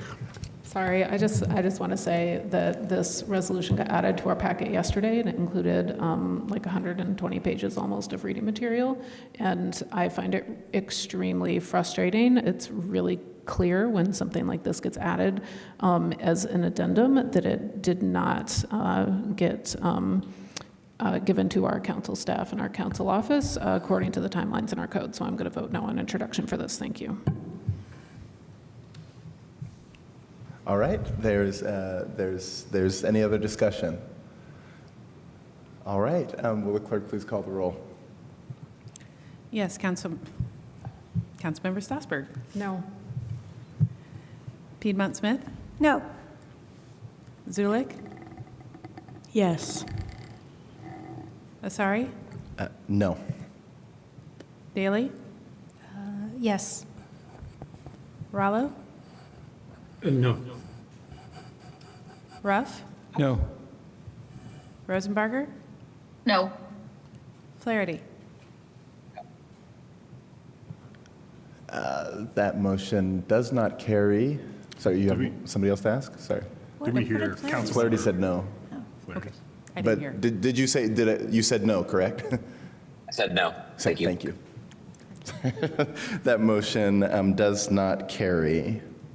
Are there any other motions? I move that ordinance 2026-12 be introduced and read by the clerk by title and synopsis only. Second. There's a motion, a second. Any discussion? Seeing none, will the clerk please call the roll? Councilmember Piedmont Smith? Yes. Zulik? Yes. Sorry? Yes. Daley? Yes. Rallo? Yes. Ruff? Yes. Rosenbarger? Yes. Flaherty? Yes. Strasburg? Yes. Thank you. All right, that motion carries. Will the clerk please read? Ordinance 2026-12 to amend Title 15 of the Bloomington Municipal Code entitled Vehicles and Traffic to seasonally provide a carless Kirkwood. The synopsis is as follows. This ordinance seeks to codify streets and alleys in Bloomington that disallow vehicular traffic. Specifically, this ordinance codifies the seasonal carless schedule of specific blocks of Kirkwood Avenue. With this ordinance, businesses and residents can expect a permanent seasonal carless Kirkwood, allowing businesses the predictability to invest in outdoor infrastructure for guests. The city administration has provided valuable operational feedback in its 2026 memorandum, identifying important challenges regarding infrastructure, sanitation, public safety, and accessibility that naturally arise as temporary programs transition toward permanent city fixtures. With that, this ordinance aims to provide the necessary legal and budgetary certainty for the city to move beyond incomplete solutions and invest in more permanent infrastructure such as more ADA-compliant features and high-quality seating recommended by staff. Thank you very much. Any motions? I move that ordinance 2026-12 be adopted. Second. There's a motion and a second. Oh, we don't, this is, yeah, there you go. All right. Who would like to talk about this? Councilmember Rosenbarger? Do we have Point of order. Let's vote for this, sorry. No, President Asari, at the start of this meeting today, you said that we're not allowed to vote on this, to adopt this tonight because That's of my some understanding. statutory. That is my understanding. Okay, And so we could have a motion, Attorney- but I guess we can postpone. Correct. Okay. Correct, All right. yeah. So, and I'll just clarify in case you weren't here at the beginning of the meeting, and Attorney Allen, please correct me if I'm wrong, but because this is a change to Title 15, we're statutorily required to have a statement from the Transportation Commission. And so we do not have that yet. They're meeting, I think, next week, and so we cannot vote on this until we have that. Or this week, I don't know when they're meeting. Next Monday. Next Monday, so they'll meet before our next meeting. All right. So with that, Councilmember Daley? All right, I'll kick it off. Thank you. So yeah, we talked about this last week, the idea of making it a fixture where everybody can expect and understand that it's just going to happen every summer, that Kirkwood will be pedestrian only, right? We're not closing Kirkwood, we're just closing it to cars for a few months to make it very pedestrian friendly. One thing that we didn't talk about last time that I think, is worth bringing into the conversation is that, we're looking at economics of this as well. We have a $71 million convention center expansion that will be finishing early in 2027. It's projected to bring in up to $18 million annually, as well as 50,000 annual hotel room nights right in our city core. So that is a huge advantage that, could really draw more people downtown to hang out in a nice pedestrian walkway area in those warmer months. On top of that, a single IU athletics sellout home game can pump $7 million into our local economy. and it can push downtown hotel occupancy to 95%. So Kirkwood is the literal front porch to all of this. So I think this is just a wonderful opportunity to help centralize a destination area for Bloomingtonians and visitors to our beautiful town. Thank you so much. Councilmember Rosenberger, would you like to add? I just wanted to say, to sort of also kick it off, that we do have to also hear this at the next meeting. So for me, I was thinking here to answer questions and do some discussion, and then potentially like the meat and potatoes can also be on our June 10th meeting potentially, because like that is when we do have the opportunity to vote on it. Just so, and this kind of feels to me like an opportunity to discuss whatever and like any questions that we might need to get answered prior to June 10th. Thank you so much. Council members, any comments or questions? Please, Councilmember Strasburg. Thank you. I noticed in the ordinance that is in the packet this week that there are 3 blocks listed as being closed, but in the ordinance from 2 weeks ago, there were 5. So we already read it into the record last week, so I don't know why we can change that without having an official amendment on it, but I just wanted to bring that to somebody's attention, the sponsors perhaps, or the attorney, just to, I guess as sponsors, if you've decided to potentially alter the blocks that you're interested in having read in, then it needs to have an amendment, I think, as opposed to just changing it. But I was a little bit confused by that. Councilmember Strasburg, I don't think that was an intentional amendment. I believe there were 2 different versions of the previous one. It was updated to include all 5 blocks. This was unfortunately a previous version that was included in this packet, so it was a mistake. It should have, the Schedule X should have all 5 blocks listed as it was last week, as that was the amended version. But of course, the sponsors can correct me if I'm mistaken on that. Okay, is that correct, Councilmembers Rosenberger, Daley? Yep. Okay, thank you. So I hope the public hears that, because I did hear from somebody earlier this week who thought that it was only then 3 blocks because they were reading this ordinance, and I was like, wait, I'm confused now. So, yeah, I don't know if we need to make sure to issue some kind of a public statement or if this is enough, but that definitely made things a little confusing. Councilmember Zulik. Yes, thank you. Well, I am blessed to serve on the Downtown Bloomington Incorporated Board, and our president is in the audience tonight. I know he plans to speak. But just to give you the feedback from the downtown businesses, they're pretty overwhelmingly against this. And so I just want to raise that. A lot of the, at least for the businesses that are a part of downtown Bloomington, the majority of the feedback that I hear is that they are not in favor of this. There are a couple just, I guess, details that I'd like to see hammered out if this is the route that people want to go down, one of which is the library block, which is not very easily activatable because there's no shade during the summertime, but also feedback that I've gotten from organizations like Stone Belt, who transfer a lot of people at the same time with maybe different disabilities or different needs. They can't use the library when Kirkwood is shut down because their buses can't get into the north-facing parking lot. And when the street is shut down, there is no way for them to take advantage of the library services. And so that's just one of the things that I would like, I guess, in the record when we're making this decision.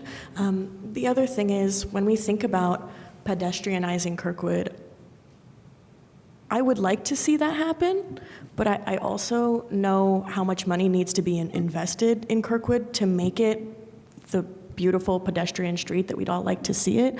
And I'm not sure that right now in a time that we're not exactly like overflowing with money, that this is the right moment to make that investment.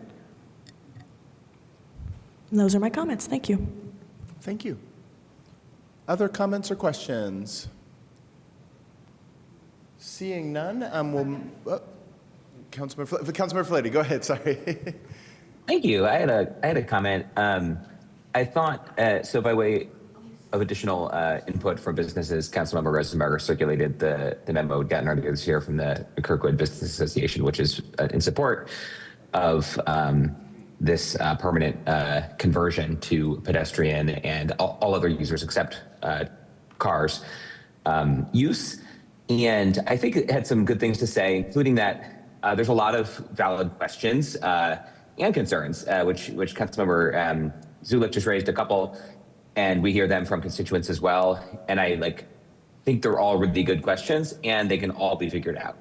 That to me is an important piece of this. And I guess in looking to what's possible, we should look to what's already been done, specifically in lots of other, liberal, wonderful communities like ours that have had this vision from 50 years ago to more recently, solving all the challenges that we're raising. And so I think it's just really important for us all to look to those communities that are doing this successfully, and they're throughout the country, because it's like the vision piece that we need. And I guess just one more element of that, which is this kind of cart horse question.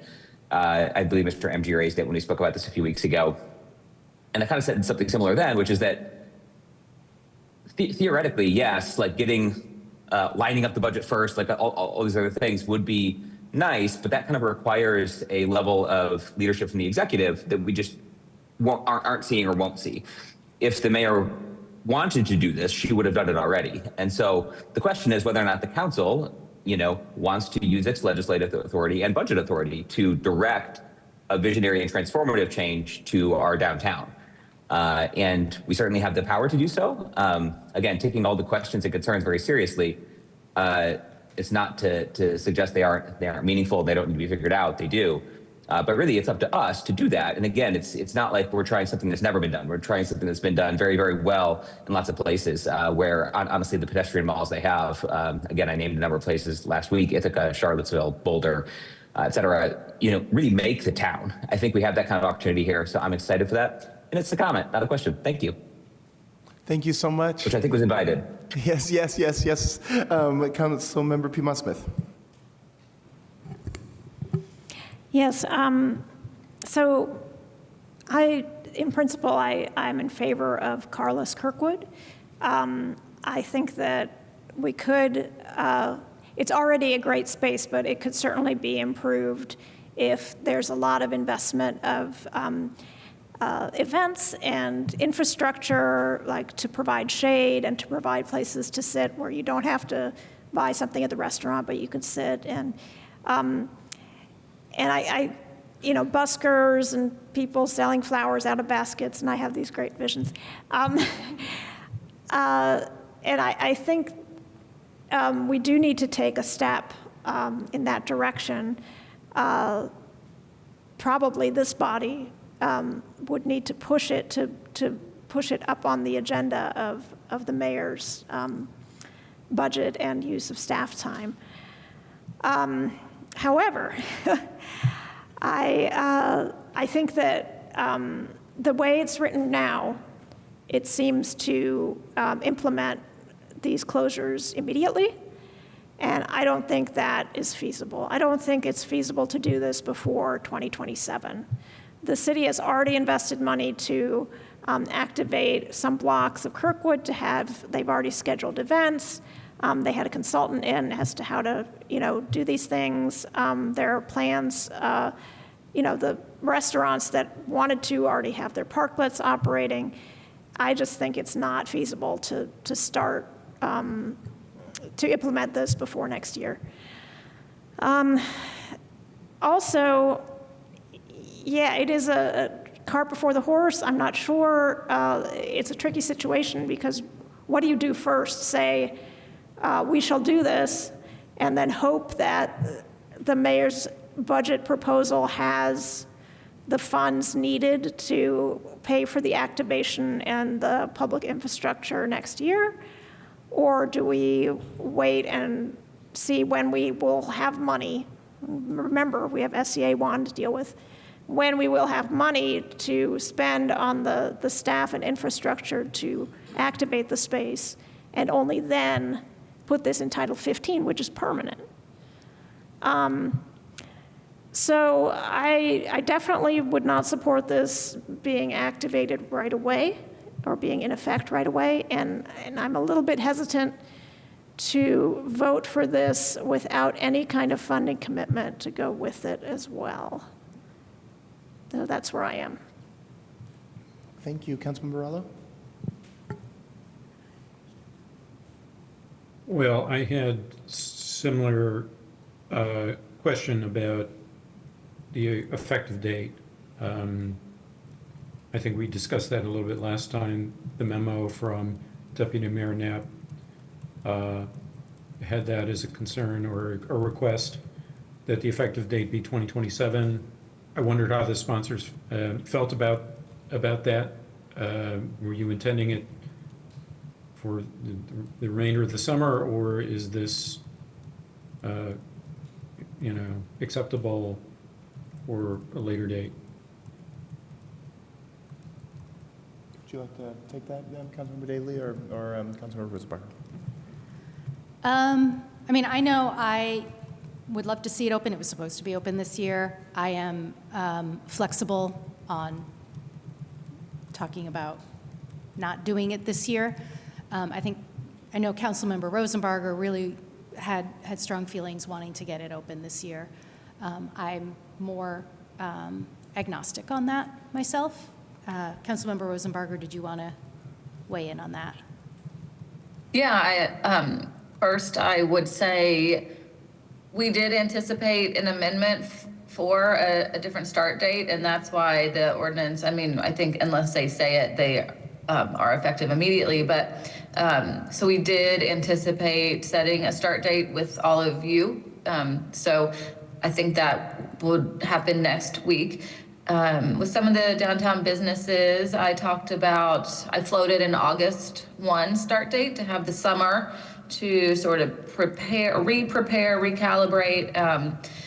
I think I took a look at the activations that the consultant did with ESD, and those can happen in a street as opposed to just on a sidewalk. So I think, they're not wasted. They can still get used.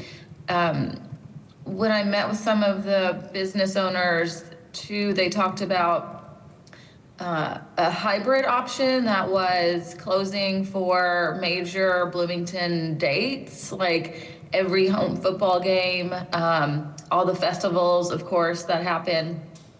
And at that time, this was a lot earlier, so we were talking about graduation and Little Five. So a lot of closures, and there's so many home football games this upcoming year. I think we have an extra, obviously, national champion. So I think it's sold out every game already. If we were to do that, that would look like, I think, 12 weekends that it would be closed. So it's probably easier to look at the full closure. I know no one was asking this exact question, but just talking about other options that we have discussed with some people. So I like the idea of trying to get it done for this fall, or late summer and fall. And it's just, debatable. Thank you so much. Councilmember Zulik. Yes, thank you. Well, this is primarily executed by the Department of Public Works, and so I'm just going to say this in the meeting, that I will be following up with them to find out what projects would need to be deprioritized if we did go through with this, because obviously we have limited staff and limited time, and if we're doing this, something is going to be sacrificed, and so I'm curious what that might be. Thank you. Any other comments or questions? Okay, in which case I'll add. Oh, go ahead, Councilmember Piedmont-Smith. I need to find it, I'm sorry. Okay, well, in which case I'll say what I'll say, and then I'll pass to you. I think very similarly to Councilmember Piedmont Smith. First, let me say this: that if we've really, and maybe I'll be a little provocative, which is I think we spend a lot of time trying to be a city that we're not. And not leaning into the city that we really are. And we are a university town, a really great one. And if you look, I think, to Councilmember Flaherty's point, at awesome university towns that across the country, I mean, they have these type of things that they've invested in, that they've leveraged heavily for their plan all across economic development, for their plan for tourism. And I think that as the sponsors have said very clearly, we're making all of these investments in other spaces around this. And if we do this right, this really could be a thing that we could leverage to continue to make Bloomington everything that it can be. And I share Councilmember Piedmont Smith's view. I've been sending Councilmember Rosenbarger and Daley pictures of fountains that, I would really like to be able to bring my kids downtown, for example. I mean, I don't know. We also, a lot of the times, there's a lot of people who get left out of a lot of our conversations. I'll tell you one group of people that we hardly ever talk about in our city, which is like people with kids. And this city sucks to have small kids in because there's nowhere to go with them, right? And you go, oh, there's all these parks, and like none of them have any fences. So it's like there's no place for us to just go and be with our kids that isn't a full-time job. And I would love to be able to go downtown after we go out to eat and just like stay downtown. I love the fact that if we had more, Jacob students performing downtown. I would love the fact that we had more places for public art and so on and so forth. I really think that this is a great opportunity to connect city with university. There's just so many reasons why I think we should do this, but we have to do it right. And so, I think that the way that we did it in the past, sort of resulted in it often being empty and it being under-leveraged and it being under-taken care of. And so my feeling is much like Councilmember Piedmont Smith's, that I think that we set a really good target. We say, we want this will be closed permanently in 2027, and then that way all of the things that are about to happen, these corridor studies, the engagement of consultants, the thinking about activation are all happening knowing that it's going to be closed, rather than sort of trying to catch up to the fact that it's already closed. And then the other thing, though, that I will say just to maybe balance out these comments is that, we are the budgetary branch of our government, and if we as a body really want to prioritize that being done, then, we could push for that to be in the budget. I think, though, the rub, again, is not only SEA1, but, what we're not talking about is where this fits in amongst all of our other priorities. And when we thought about, our list of priorities for this year's budget, economic development has sort of emerged as one of them, and I just think that it'll be really good for us to have a very solid idea about where we're wanting to put,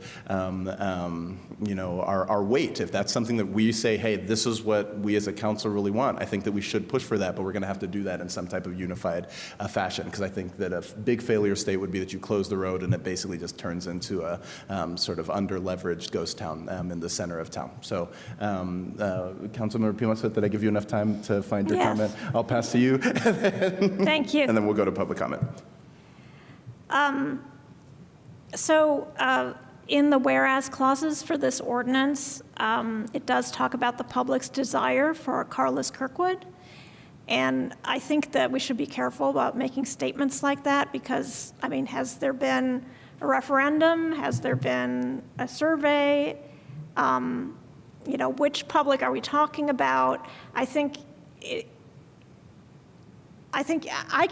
think anybody here can say a majority of the public in Bloomington wants cars not to go on Kirkwood. I don't think anybody has the data to say that, so we just need to be careful when we make broad statements of that sort. The other thing I wanted to mention is, and Councilmember Zulik might not like this, but I represent District 1, and we have and I said that about Councilmember Zulik because she represents the Kirkwood Corridor District, but I mean, South Walnut Street is in my district, and it's much more bleak than Kirkwood. I mean, nobody wants to walk there. Kirkwood is already pretty good. I mean, yeah, it can be better. And I'm not saying, and I think that, as I said at the outset, I think this is a good idea. Let's work towards it. But there are other corridors in Bloomington that are awful. I wouldn't want to walk on South Walnut. I wouldn't want to bike on South Walnut. It's 5 lanes of asphalt, no separation between the sidewalk and the street, very little shade.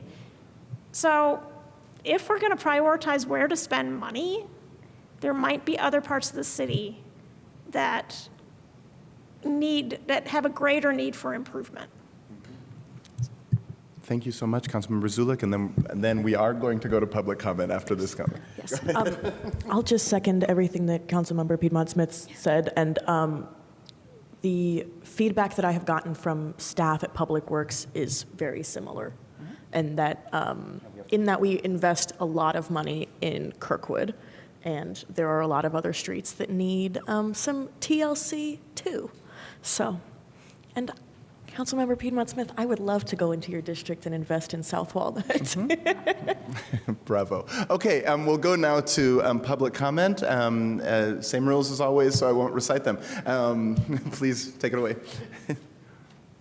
And people, I will just say one comment. I know there's lots of city staff here. We actually should have given you some time, so don't feel like you need to use public comment. If you'd like to say something, you can also. I'll be really quick. Go ahead.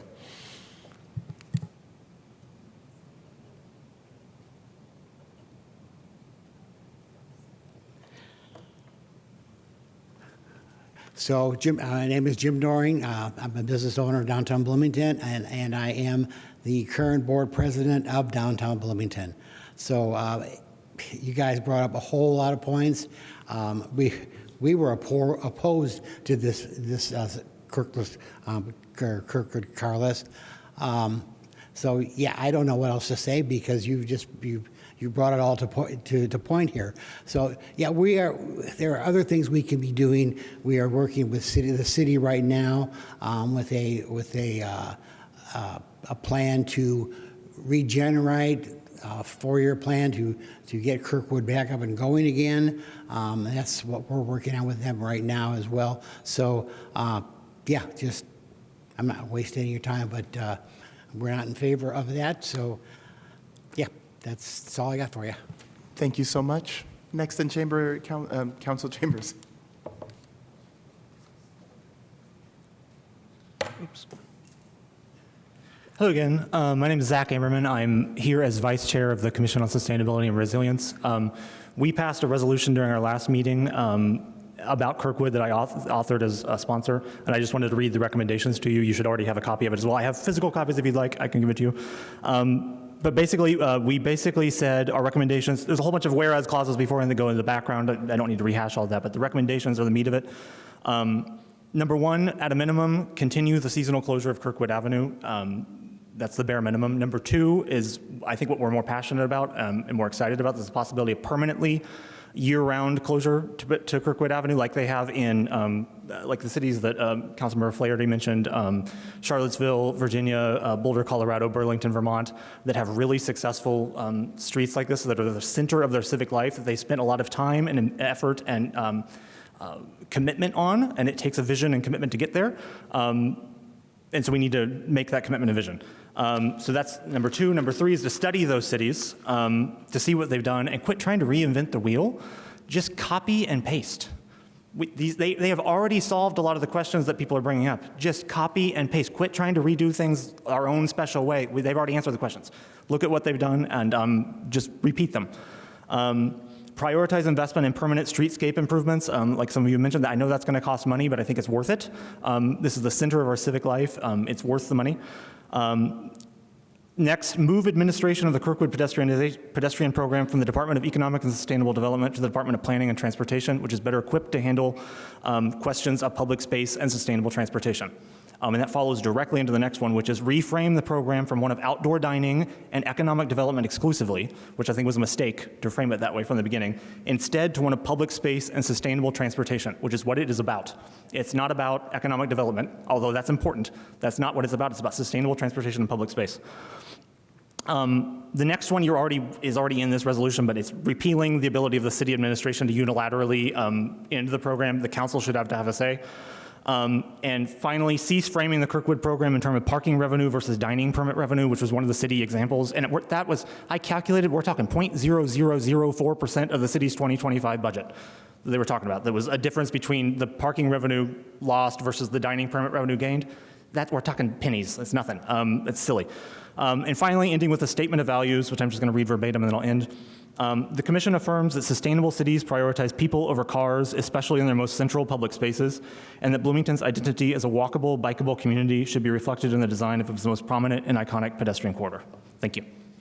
Thank you so much. Next in chambers, and then we'll go online. I don't know where the pen is. We can get it back to you Okay. later. Don't worry. Yeah. My name's Hillary Martell. My husband and I own Hartzell's Ice Cream that's located at 107 North Dunn. And we are here in opposition of having Kirkwood closed to vehicle traffic. I understand the vision, and I've been to those cities that do have that, but what we saw last year was nothing compared to what those cities have. Putting up ballards and putting picnic tables in Kirkwood and eating up an incredible amount of parking spaces isn't going to create what those cities have that create that success. When students are in session, it's so frustrating, the lack of parking downtown to begin with, between employees of restaurants and business downtown and then IU students that are coming to park to attend class on campus. At 9 a.m., you can go downtown and you can't find a metered parking space and none of the businesses are even open yet. And when you take away all that parking on Kirkwood, your customers, people that are going to breakfast, people that are going to Village Deli, that are going to Soma, they can't even find parking spaces to run in and get, grab and go coffee or meet a friend for breakfast because all that parking is occupied by people that either are attending classes at campus or they're employees that are working in those restaurants. And that is extremely frustrating at all hours of the day when IU is in session. To go to my business in the middle of the day is the biggest nuisance. And to drive around and see no one in Kirkwood sitting, and I think it honestly really only benefits a handful of restaurants the way it operates now. I see the vision and I think that could bring a lot of people downtown, but last summer I saw picnic tables that were unoccupied. I saw teenagers on electric bikes popping wheelies, and I don't know who that benefits. I mean, it's just, as a small business owner, the lack of parking, it's really, really frustrating. And that's my biggest issue with it. I think it has a lot of potential, but the way it's structured now, I mean, you need shade, you need seating. What makes Boulder Boulder is that there are those people selling flowers in the street. There's street performers, there's artists, there's musicians. That's what you have to make this a success. And if you don't have that, it's nothing except taking up parking spaces for people to shop at their local businesses. And I don't understand why, I feel like it's the cart before the horse. If there's not funding in place to do those things, what's the point of closing the street? In summer, it's a struggle downtown. I mean, just driving here, there's no one downtown right now, really. I mean, it's if you have those parking spaces taken, we really depend on people that are coming into Bloomington for campus tours, for orientation, for sports camps. They don't know downtown. There's a bunch of one-way streets. It's confusing as it is. And then you're going to block off the main thoroughway to get from one end of town to the other. They want to be able to find a parking space quickly to get an ice cream or get a coffee or get a sandwich or whatever. And I think that the way it's structured now, it really only benefits a very small handful of people. It has potential, but you have to have that funding. Thank you so much. Yeah. Is there anybody online? All right. So there's two people online. You're next. And then we'll come back to chambers. Chris Sturbaum here. I'd like Go ahead, to we talk can hear about, you. Can you hear me okay? Yes, we can. Okay, Boulder, Colorado, Pearl Street. They just had this very same discussion about extending West Pearl 2 more blocks. The businesses all opposed closing off the next 2 blocks of Pearl Street. And the original designers the geniuses who started this in 1977 also opposed closing another 2 blocks of Pearl. They got lucky. Pearl Street worked. But since 1977, 400 municipalities have done this. There are only a dozen left. Muncie failed twice, closing their downtown.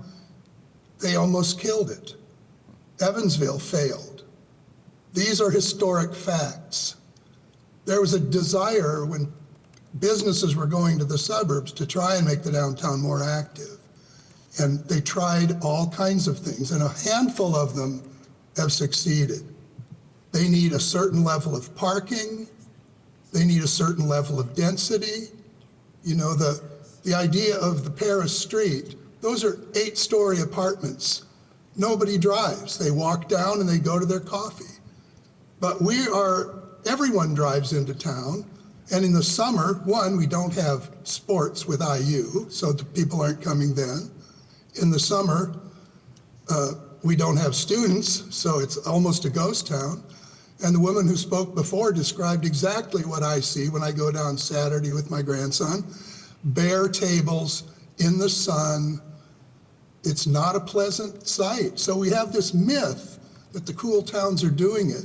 The truth is this has failed and failed again and failed again. And the people who actually designed West Pearl spoke against closing off more streets because it was harming the businesses who were almost unanimously against this. And I'm afraid you're seeing that here too.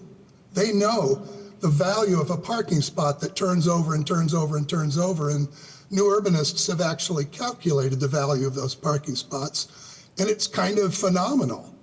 Without those, the place dies. And people come to town from out of town, and they get here not on bicycles, they get here in cars. They want to come downtown. And it's true, the one-way streets make it even harder to find how do you park close enough to walk onto Kirkwood and enjoy that myth. So it's a pleasant dream, but I'm afraid it's a myth for this community. We don't have the density, and let's do it right. Let's leave it open. Thank you so much. Next person online, and then we'll come to Mr. MG.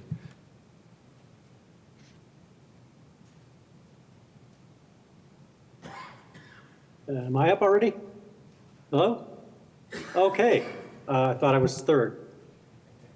Paul Rousseau. The way I see it is the primary reason to restrict Kirkwood to pedestrians and bicyclists for even part of the summer is momentum. There's currently momentum for seasonal car-free Kirkwood. I don't think the street needs to get back to anything, especially not the 20th century. Kirkwood needs to fully embrace the 21st century of urban design that gets people back on their feet. I don't understand why the ordinance would require any significant funding above what was spent last summer, but I did join the meeting a little bit late. I don't understand why the ordinance would interfere with street events, because it seems to me that maintaining the momentum for a car-free Kirkwood would enable street events. I'm also baffled by all the talk about the importance of parking, especially for students. This is a section of street that is right next to the iconic entrance to campus. There are probably tens of thousands of IU students within a mile of the street, living within a mile of the street.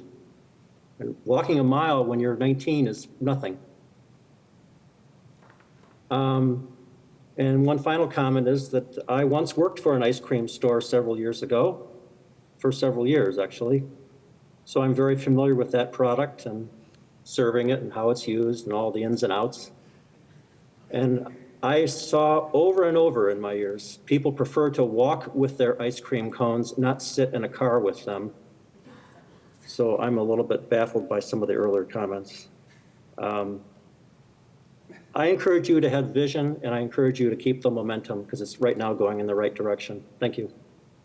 Thank you so much. Now, I understand there's one more commenter online. No, that's it. Okay, well, then we'll come back to Council Jess. Good evening, Mr. President. This is Christopher MG representing the Greater Bloomington Chamber of Commerce. On a personal note, I have never worked at an ice cream shop.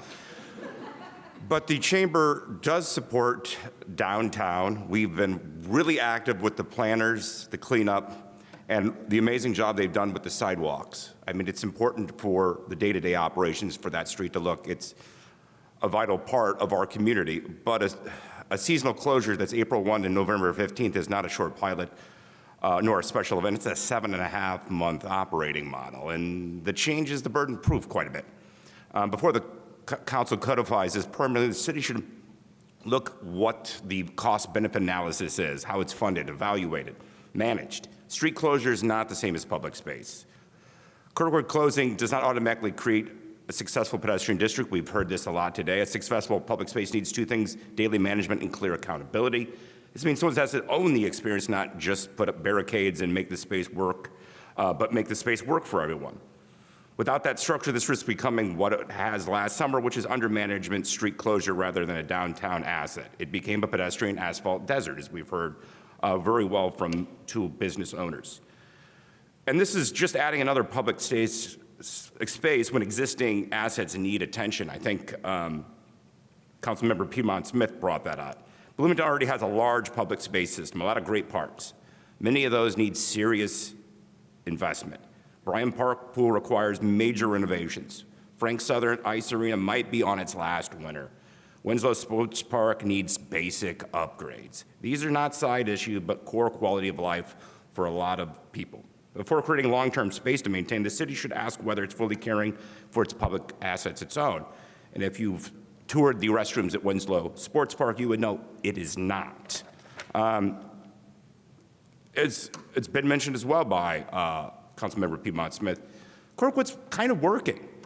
It's one of Bloomington's most recognizable and successful streets, and it's improved over the last few years. That doesn't mean we should ignore it, but it does mean that we need to look at where we need our resources are best met. Other corridors, North College, Walnut, near the Stadium District, have greater redevelopment potential and stronger case for public attention. The city should prioritize investments where public action can unlock private invested long-term economic growth.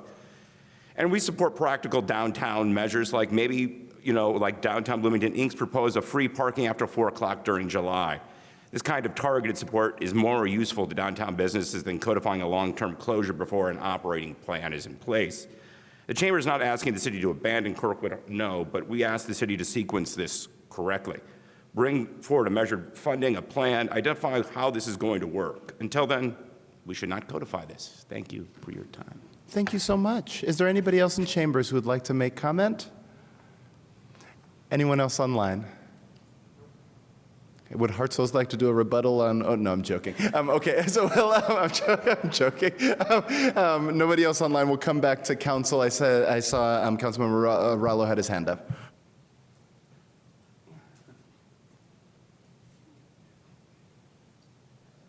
Here's my unmute. Thank you.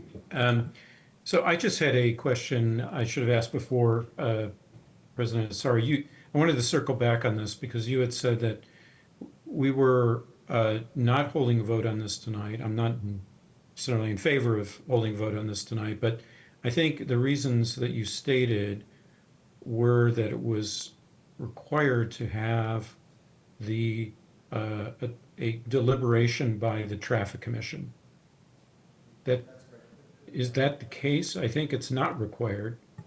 I think the Traffic Commission is an advisory body. Sorry, I misspoke. It was the Transportation Commission, but Council Attorney Allen, could you speak to this a little bit? I'm sorry, can you restate the question just for me? I think his question was clarification on why we can't vote on it tonight. I see. Yes, so I was referring to the Transportation Commission in code 2.02.100. Under purpose, it states that the commission shall provide recommendations and guidance to the mayor and common council in the pursuit of developing and implementing citywide policy, et cetera. It's not a requirement.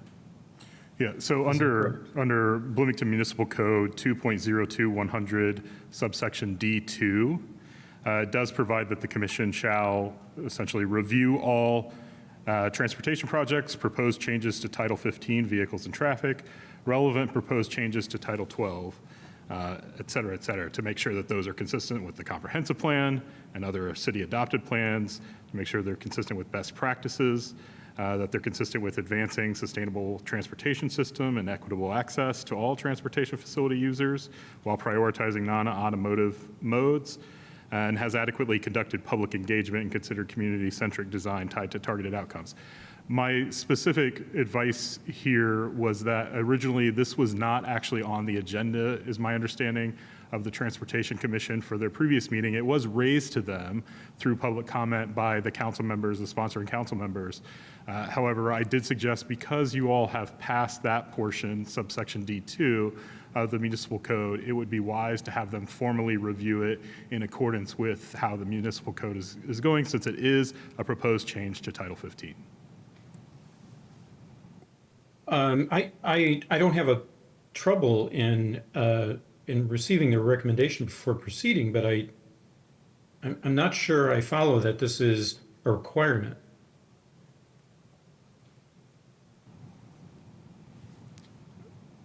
That the council is required to receive a recommendation. Am I wrong? I mean, I guess it depends what you mean by requirement. I think the danger that you run, of course, the council can choose to ignore my advice and go forward as they wish. The danger you run is that that review would essentially be meaningless, right? Because you essentially would pass a rule already, and then the review happens after the fact, which doesn't allow for instance, if the Transportation Commission did recommend further public engagement, then it wouldn't allow for further public engagement because the rule's already adopted and we've moved on. That's why I was just trying to give effect to all of the language and to the council's prior language. Now, let me just clarify really quickly. I don't mean to be overly verbose, but if the council wanted to make an amendment to this legislation to, say, suspend the requirement under Bloomington Municipal Code, then you could also do that. Thank you so much. Councilmember Flaherty, then Councilmember Zulik. Could I just follow up? So, okay, yeah, go ahead, Councilmember Morello, and then we'll go to Councilmember Flaherty. Yeah, just to say, I think, I don't have the Environmental Commission purpose enabling language in front of me, but I think that it also states that it develops recommendations for the Plan Commission. Would it be true that the Plan Commission should always wait on a matter before, to allow the Environmental Commission to come to a conclusion about, Yeah, and I'm happy to review that particular part of code, council member, and give you advice on that as well. I think in this case, for certain, this code, anytime there's going to be a proposed change to Title 12, Title 15, or a transportation project, it should be reviewed by the Transportation Commission. Okay, thank you. I appreciate it. Thank you so much, Councilmember Flaherty. Yeah, just a question for the sponsors. I got fuzzy on the details here. I was on a work trip and had to miss the Transportation Commission meeting. I'm a representative on that commission. I had to miss the meeting where this was brought up, but my recollection is, I guess, did the sponsors request that it be added to the agenda at some point? And could you tell me more about that, please?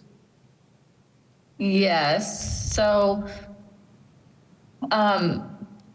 we wanted to get it to Transportation Commission for the previous meeting that was when you were gone, but materials needed to be received 2 weeks before that meeting to be on the agenda. So the chair decided to add it as a discussion item at last month's meeting, and then from there schedule, if need be, a special session to hear it on the agenda and make a recommendation before our last meeting before recess.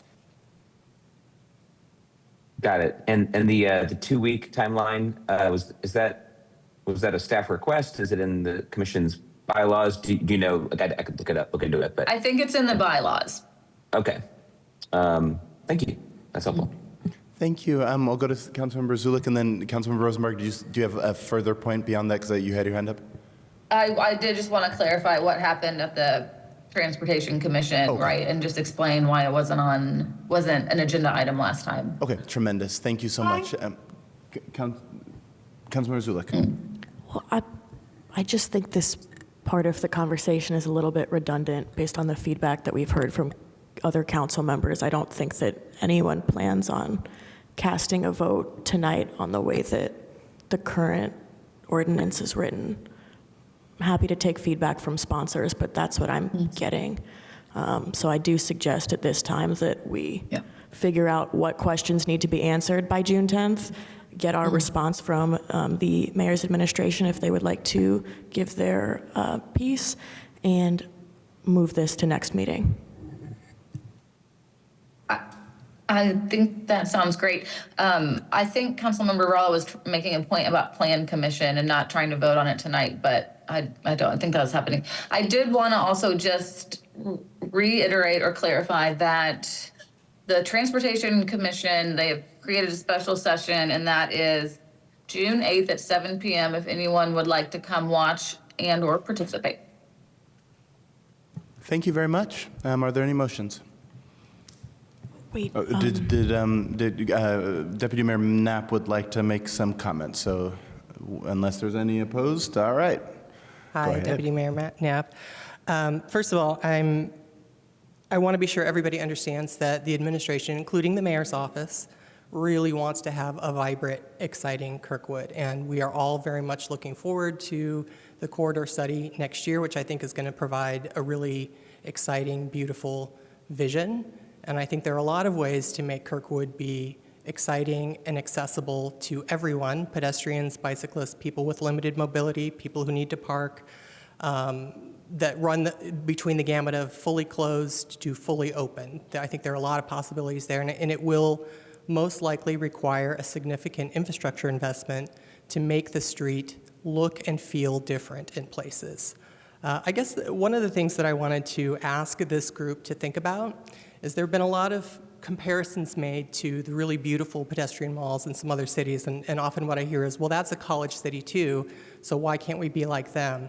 So what I'd ask you to do is when you talk about Boulder, Charlottesville, Burlington, whatever the place is, I'd ask you to Google what is the MSA, what is the average income and house price, and what is the city budget, and how many police officers do they have? Because I can tell you, all of those cities have considerably larger MSAs than ours, 2 times. Charlottesville is a suburb of DC, essentially.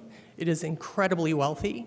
They have a Whole Foods and a Trader Joe's, and as all of us who've lived here a long time know, Bloomington has never succeeded in attracting those.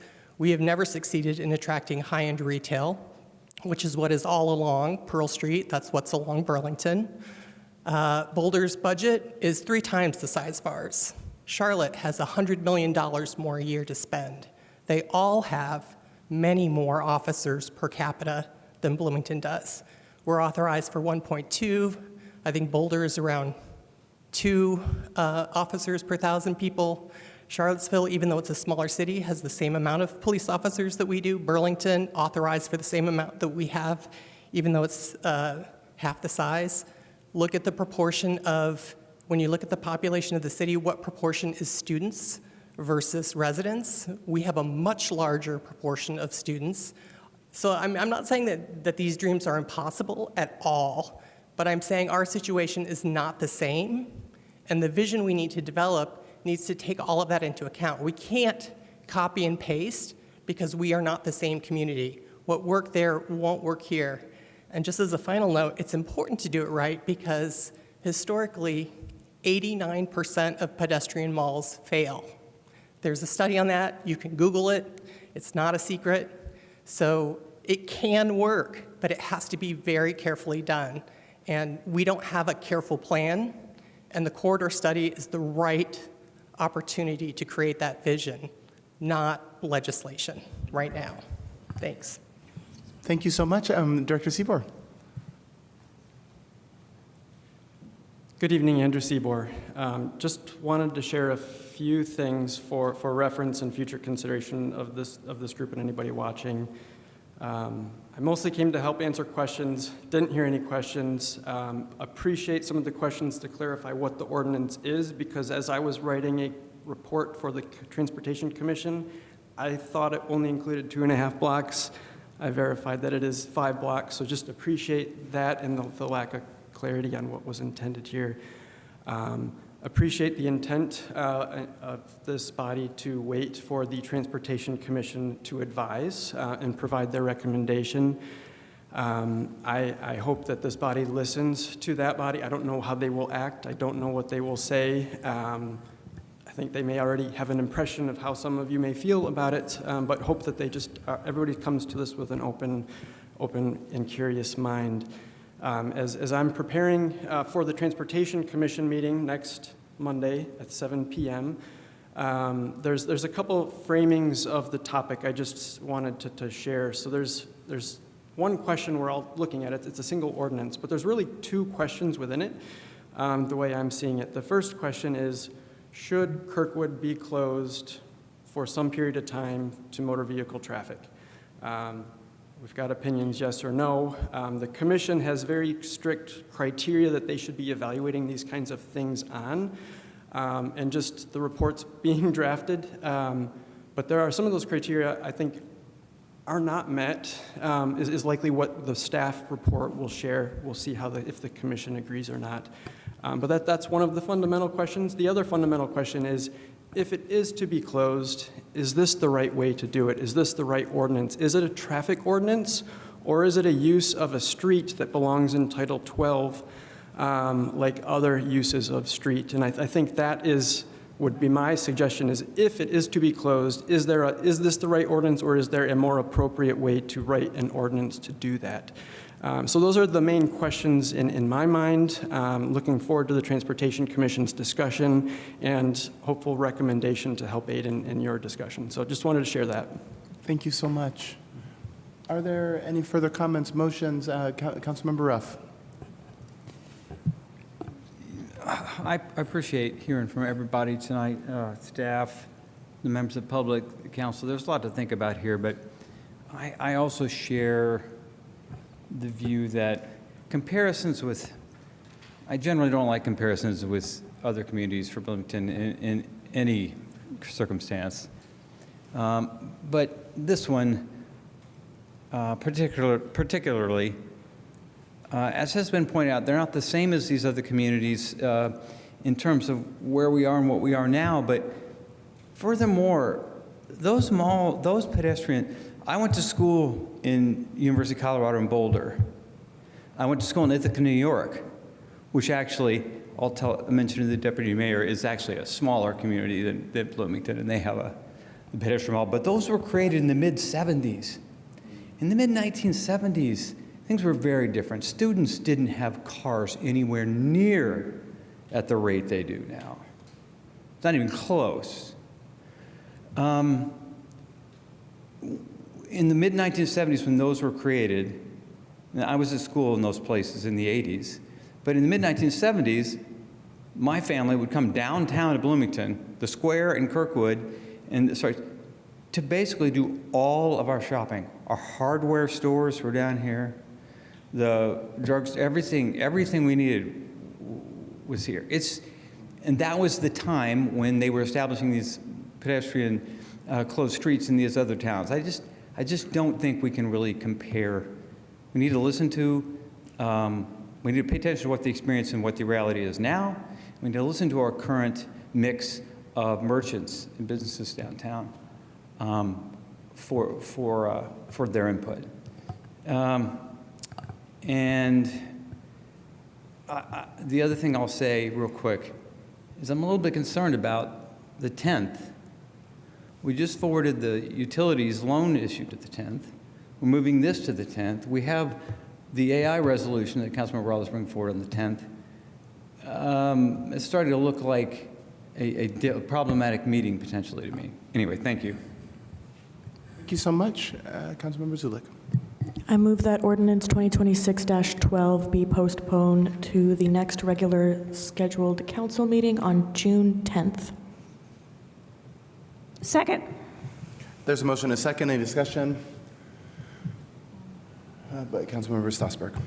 I had a comment before that motion about the general ordinance. I think that one thing that we kind of danced around a little bit tonight but didn't specify was the fiscal impact, and there is a fiscal impact statement attached to this, which basically is there's no fiscal impact. But I think to do it right, there is a fiscal impact, and so I guess I just want that to be thought about a little bit next week and at the Transportation Commission meeting. Thanks. Okay. Councilmember Rosenbacher.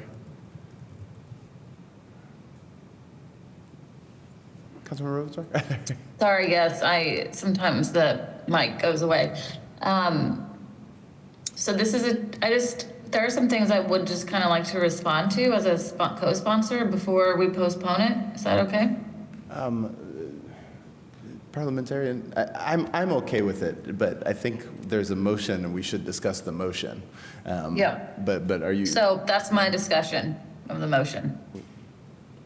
Okay. I would like to respond to some things. Go on. Yes, Okay. go on. Well, that's, do I keep Just do it. going? Just do or it. Go, yes, go for it. Go for it. Go for it. Okay. So there's an ordinance for the outdoor dining program that is separate than this. So the outdoor dining program can cost money, and doing Kirkwood like a pedestrian mall can also cost money. But this is a Title 15 change that says vehicle travel is not allowed on Kirkwood. So the fiscal impact of that is zero. I mean, it's putting up bollards. So that is what this ordinance would do.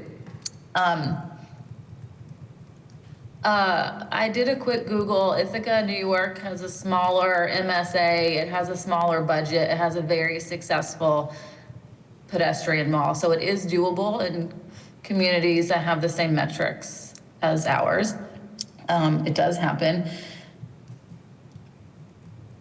I was going to respond more to the administration's memo, but I can just do it next time. I had a conversation today with Council Attorney Allen about whether or not this should be in Title 12 or Title 15. It should be in Title 15 because this is about streets. We are the legislative body. We have the authority to do that. Doesn't need to go before Board of Public Works. Another point in there was that would council have to approve every street closure for construction projects or anything like that? The administration called it a street closure multiple times. We are not closing a street. We are attempting to restrict vehicle traffic. So the Board of Public Works would still be responsible for closing streets to everyone, restricting 100% of access except for the person or the people or the company working on something like a construction project where they're putting up fences and they're blocking access. So I just want to say, if you have read the memo or if you haven't, those things are different. I guess that's most of my notes for right now. Thank you so much. Any other comments? Okay, there's a motion on the table. Will the, did I miss hands online, or was that just motion? Okay, good. Will the clerk please call the roll? Councilmember Zulick? Yes. Asari? Yes. Daly? Yes. Rallo? Yes. Ruff? No. Rosenbarger? Yes. Flaherty? Yes. Stossberg? Yes. Piedmont Smith? Yes. Thank you. Thank you. That motion carries. We'll now move on to the last period of public comment for things that were not on the agenda. Would anybody like to make a public comment? Seeing none, is there anyone online? Fantastic. There's almost still sunshine. In terms of notes on council schedule, just a quick one with clerk And just for everybody's awareness, there's a couple of things sort of floating. We do need to probably schedule a hiring committee before we break next week. So I'll send around a survey for that tonight. And then there's, as you all saw, some of you still haven't responded about possible availability for a joint session with county council. There's some other dynamics there, but if you have not yet responded with your availability, if you could just let me know, that would be fantastic. All right, any other things for council schedule? Councilmember Strasburg. I'll go ahead and announce, even though it's kind of a week early, that the next fiscal committee meeting is the 12th of June, which is not 2 days from now, but the Friday after that. And one of the reasons why I'm announcing it now is the last fiscal committee meeting before summer recess.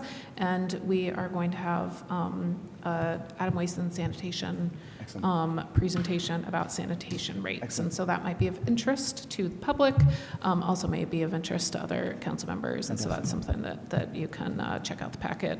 He's going to just kind of be floating some possibilities that they've considered. If you recall, we had to transfer about $1.5 million of general fund money to make sanitation solvent this year. Excellent. Thanks. Anyone else? Comments for schedule? Going once, going twice. We sit adjourned. Thank you very much.